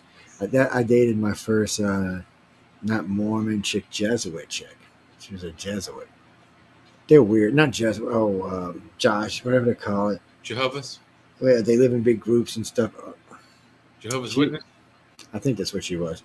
And she used to drive this little Volkswagen with automatic, That sounds like a Jehovah. It was an automatic stick is what it was. We dated for a while. She was very strange. She always used to try to talk me into coming over to their place where they all lived. I said no. Yeah. She's like, I said, I don't want to meet them people. I have no interest in that. She's like, why? She said, you told. I said, I don't like religion. I ain't never going to like religion. And people, what did I say just the other night? Didn't I tell you I'll never like religion? And here we are 40 years later saying the same damn thing. Yeah, it's just one of them things. At the bar I used to hang out in Savannah, they had a bar, a jar on the back of the bar that said tipping. It is not a city in China. I know. Pay them tips, people. Pay them tips. Now, every now and then, I'd get somebody come through and tip me like $100. Just give me $100. Well, people are telling you back in the 70s and 80s, $100 was a lot of money. It ain't like today. Today, $100's like a 20. Mm-hmm. It used to be, you break a 20, it's gone. You break 100, it's gone. I don't know why. It's just the way it is. What do you mean? We'll start having $1,000 bills. That'll be after I'm gone.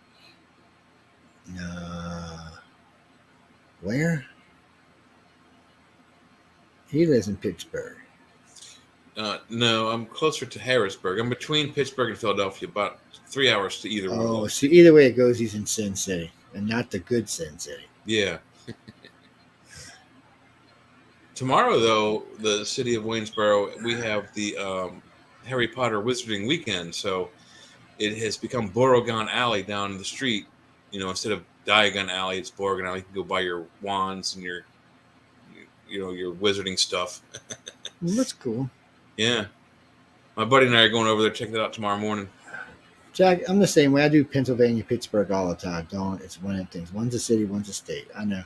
Yeah. I do it. I used to do it all the time. I still do from time to time. Well, I do know a Bigfoot personally who lives in Pennsylvania. His name is Sean Kelly. He wears like an 18 or something. Yeah, he's Bigfoot, people. Scary looking guy. Smells like a skunk ape too. Yeah. Hope he ain't listening, Sean. I'm just teasing, man. All right, one more question because we got to go. Message bullshit. What is this? Stephanie Ray. Stephanie Ray, I'm a ray of sunshine. I bless the world with my light. Really? Really? Is that what you wrote up there? Oh, okay. Why don't I like Biden? Jay, why don't you like Biden? Well, because I don't like paying $5 a gallon of gas. You know, I don't have that far to go. That's a lot of money.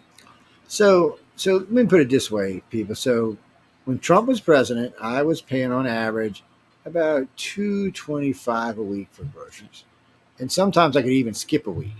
Okay, Yeah. you get a different You could put $200 worth of groceries in your refrigerator in your kitchen and not have to go for 2 weeks. Yeah. So now I'm spending $375 to $400, and I'm still not quite getting what I was getting before. And then I got to go outside and gas because I was only paying 99 cents a gallon for gas, and now I'm paying $3.49 or something. Yeah. People, I mean, come on, you know how much money that's taking them. So I already had to spend a bunch of fucking savings over COVID, which I think the government should give us back, and because they bullshitted us. And then, and on top of that, now COVID's over, and they're still sucking me dry with outrageous prices. Mm-hmm. Look, I ain't rich like you people out there. Okay, I can't just keep spending money. Yeah, we just had a plank of plywood was $11.07. I think it went up to like $23. Oh yeah, it's crazy what it is now. Almost I double. cuss Home Depot and Lowe's every time I go into it lately. We used to get y'all's cheap blinds. I think they were $3.79 and $4.79 a thing up to a certain size, and but there was bunches of sizes you get. Oh no, I think now they're like 8 or 10 or something. I'm like, come on, stop it. The worst example I have was when I was at the Home Depot. The Biden turned off that Canada pipeline, and plastics are made with fossil fuels. So we used to sell a half-inch stick of gray electrical conduit. It was like $1.56 a stick, maybe a little under $2 after tax. After they closed down that pipeline, those things went up to $7.56 a stick after tax, over $10. Nobody could afford it. Not the big electrical companies, not the small electrical dude. They couldn't afford it. Yeah, because that's eating up your profit. Because when you start adding in there, a lot of owners and business people are going to be like, "Well, I don't understand why it costs so much." Well, maybe you should go thank your president for that. Yep. Yeah. One of my customers got mad at me because he's a liberal. I said, "Dude, don't blame me for prices." I said, "Under Trump, you were paying almost 70% less than you're paying right now between materials and labor." How much was milk during the Trump administration? $3 a gallon. Now it's over $5. See, for us, it was $1.79 a gallon. Yeah. Eggs are 99 you're in cents. rural areas. They're going to be a different price for you. It's cheaper down here. Yeah. Same with beef, and you're also close to the coast where the refineries are, so your gas is always going to be a little bit cheaper, but you're still paying upwards of $3.50 a gallon. And it's funny. Right now, if you go to one of the gas towns like St. Bernard Parish isn't far from here, gas will be, because they're right there where the refineries are, it'll be about $2.49 a gallon right now. Yeah. So when it's right, and it's supposed to be, they pay well under $1 a gallon. But they need to, because they're just little shithole towns that they're just oil company towns. Most of them are going to probably die of freaking cancer from living in the town. Yeah.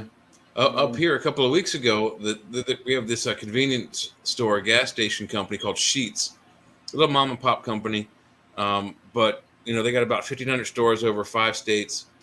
They lowered their gas prices to it was $1.17. It was $17.76. It was for Independence Day, I guess. And they clogged up the city. They clogged up Hagerstown. There were so many people in line to get their gas at $1.1776 a gallon that you couldn't get into that store and out within 5 minutes. It was a half-hour trip. Yeah, and they were betting people would buy more inside because they would stay. Because I remember doing it. Yeah. I remember doing a gas crisis. We were making money moving people's cars. We'd take their cars to gas. We'd get like 10, 12, 14 cars, and just keep moving them, swapping, and bring one back, come back. Because the gas line sometimes were 2 hours, 3 hours to get, and then it was even days and odd days, and that's when gas went for us from 59 cents to $1. It was 99 cents after that. Forever it was 99 cents, and then after that it started. I was like, fuck it, we're getting screwed. But we got to go, people. What's that, Janine? Oh yeah, so I don't remember where I was when I was surfing, but I'm sure you can just type in "partying in the Ukraine during the war." Yeah, I'm pretty sure you can. There's supposed to be YouTube videos up as well. No, they're going out tonight. The night. Well, you can't blame them from nightclubbing. I mean, they're about to frickin' die. So. I mean, that's one way to get rid of stress. Go out and get drunk. No, I agree, Denise. They're going to keep blowing shit up in Moscow, and he's going to have a reason to go do some serious damage or something. Well, I don't understand. Ukraine for them logged on for 10 years. So is this going to be another 10 years? I don't even know if he'll be alive in 10 years. And then on top of that, who's going to take over? They're going to keep the war going because Medvedev said we should be nuked. Not us. He's talking about the Ukraine, but he did say whoever's giving all his weapons to him should be nuked too. And I'm thinking, yeah, go ahead, Medvedev. So Medvedev's idea is to nuke Kiev with a low-yield tactical nuke, and then the Ukraine would surrender. Probably. Yeah, but more than likely, London, or I should say the UK, has already said if they use nukes, they will feel the need to retaliate for the Ukraine and probably blow up Moscow. Well, if that happens. And if not that, at the very least, spark off World War III. Yeah. Well, the Ukraine had really said something about taking out the Black Sea port with a low-yield tactical nuke if they attacked Kyiv. And of course, Russia will feel a need to blow something up in the Ukraine, and if they do that, in the UK, then us and NATO will feel a need to go to war. Yeah, we'll be obligated to do that. We won't feel it. We'll have to. And it's bad right now because we've been steady moving troops towards Russia for a while now in a bunch of different countries. I don't know if Russia knows what they're headed for. And China, who wanted to go invade Taiwan, is thinking all the experts go, "Oh, they're going to invade Taiwan." No, I don't think they are. I think they're learning a Russian from Russia here. First off, the whole world's going to turn on them and cut them off, which means they have no more money. See, China's all great as long as everybody's buying product from them. Once we quit buying product from them, and you can see their national debt is almost double ours now because nobody's buying product anymore from them. Thanks to the Wuhan shit, that did more damage to them. Britain cut them off for 2 years, 3 years. And everybody's still leery about what they buy. Some of the programs that Trump put into place, getting companies not to, produce or buy from China, kind of helped that escalate. Yeah, and a lot of these companies are starting to manufacture here now, which is good. We need to. We should have a manufacturing course in case we do go to war. Well, see, that's what helps China people. See, when World War II came, the United States we had plants all over the United States. It was easy to retool them. Right now, we don't. We got a lot of abandoned ones, tore ones that will be harder to retool them. China, on the other hand, has got them all over the place, and they've got 1 billion workers to go work them. Mm-hmm. But the U.S. first thing we'll do is cut off any supplies to their asses will be cut off. But unfortunately for China, a lot of what they need comes from outside their country, especially for weapons grade stuff. Yeah. Yes, it'll be like, where you going? Oh, watch this. Oh, wait, we're going to sink your submarine. Oh, no, we're going to sink your carrier. Oh, which you only got 2 of. We'll probably sink them first day just for shits and giggles. Yeah. And along with one of their fleets. I don't know, guys. I would leave the American fleet alone. It ain't as big as it used to be, but I'd leave it alone because I think if you piss it off, it's going to be like... It may not be as big as we used to be, but the assets we have and the weapons that are out that are deployed, what's that... the Zarkov, the stealth destroyer, it's got a rail gun on it. Oh yeah, the Zimwalt. Yeah, it's actually going to port. Yeah, that's it. They're sending it to port right now to put new guns on it because they said until the ammunition price comes down, they can't afford to shoot the railgun bullets. So they've actually got railguns for all 3 of these ships. There's 2 railguns per ships. I've seen the railguns in action twice.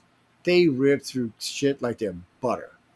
They just cut ships in half. They can actually cut them into pieces. Ain't nothing stopping them. What have you got? It's an aluminum caseless shell that's going near the speed of light. It's wicked, is what it is.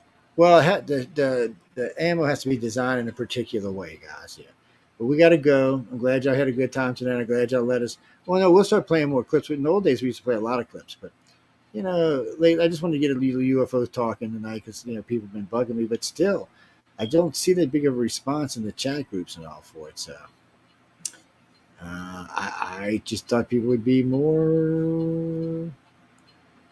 I don't know. I noticed even the field's not getting. Only thing I heard somebody say, "Well, blue phones double lip size." I said, "So went from 2,500 to 5,000. Big deal." Um, you'd think it'd be more like 50,000. Yeah, they've had some scandal over the past few years too. So, yeah.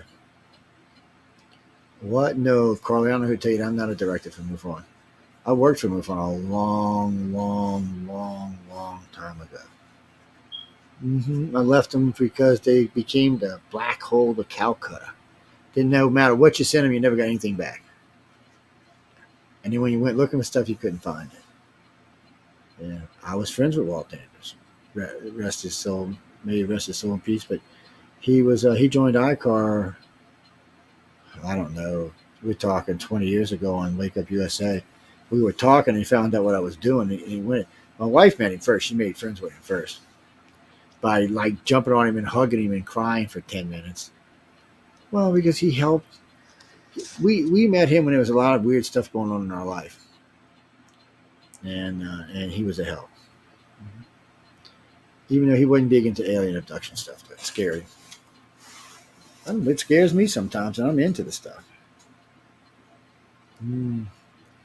So if I could see it now, I'd be talking to Congress and blah, blah, blah, blah, blah. The half the bitches would be so scared they'd probably quit.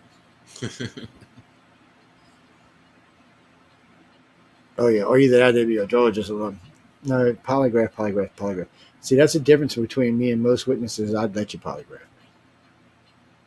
me. Not even a problem. Because nothing I'm saying is not going to be the truth. There's no reason to lie about what I know.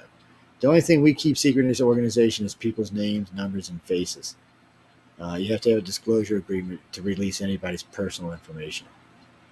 Yes. Other than that, and some abduction criteria we keep safe because, frankly, if we were to release it all, I'd never know who was lying and telling the truth. It would be easier to cheat when you have the information. As it is, we release stuff in the early days that I see all over now, people using to prove they're abductees, but then it falls short of where it should be. Don't try to fool me. You're going to be wasting mine and your time. Oh, you want to be a sexy alien beast? Well, Jay's single. He said, "Yeah, come on up." He's up there in Yankee Land. He said, "Bring your alien blow-ups with you."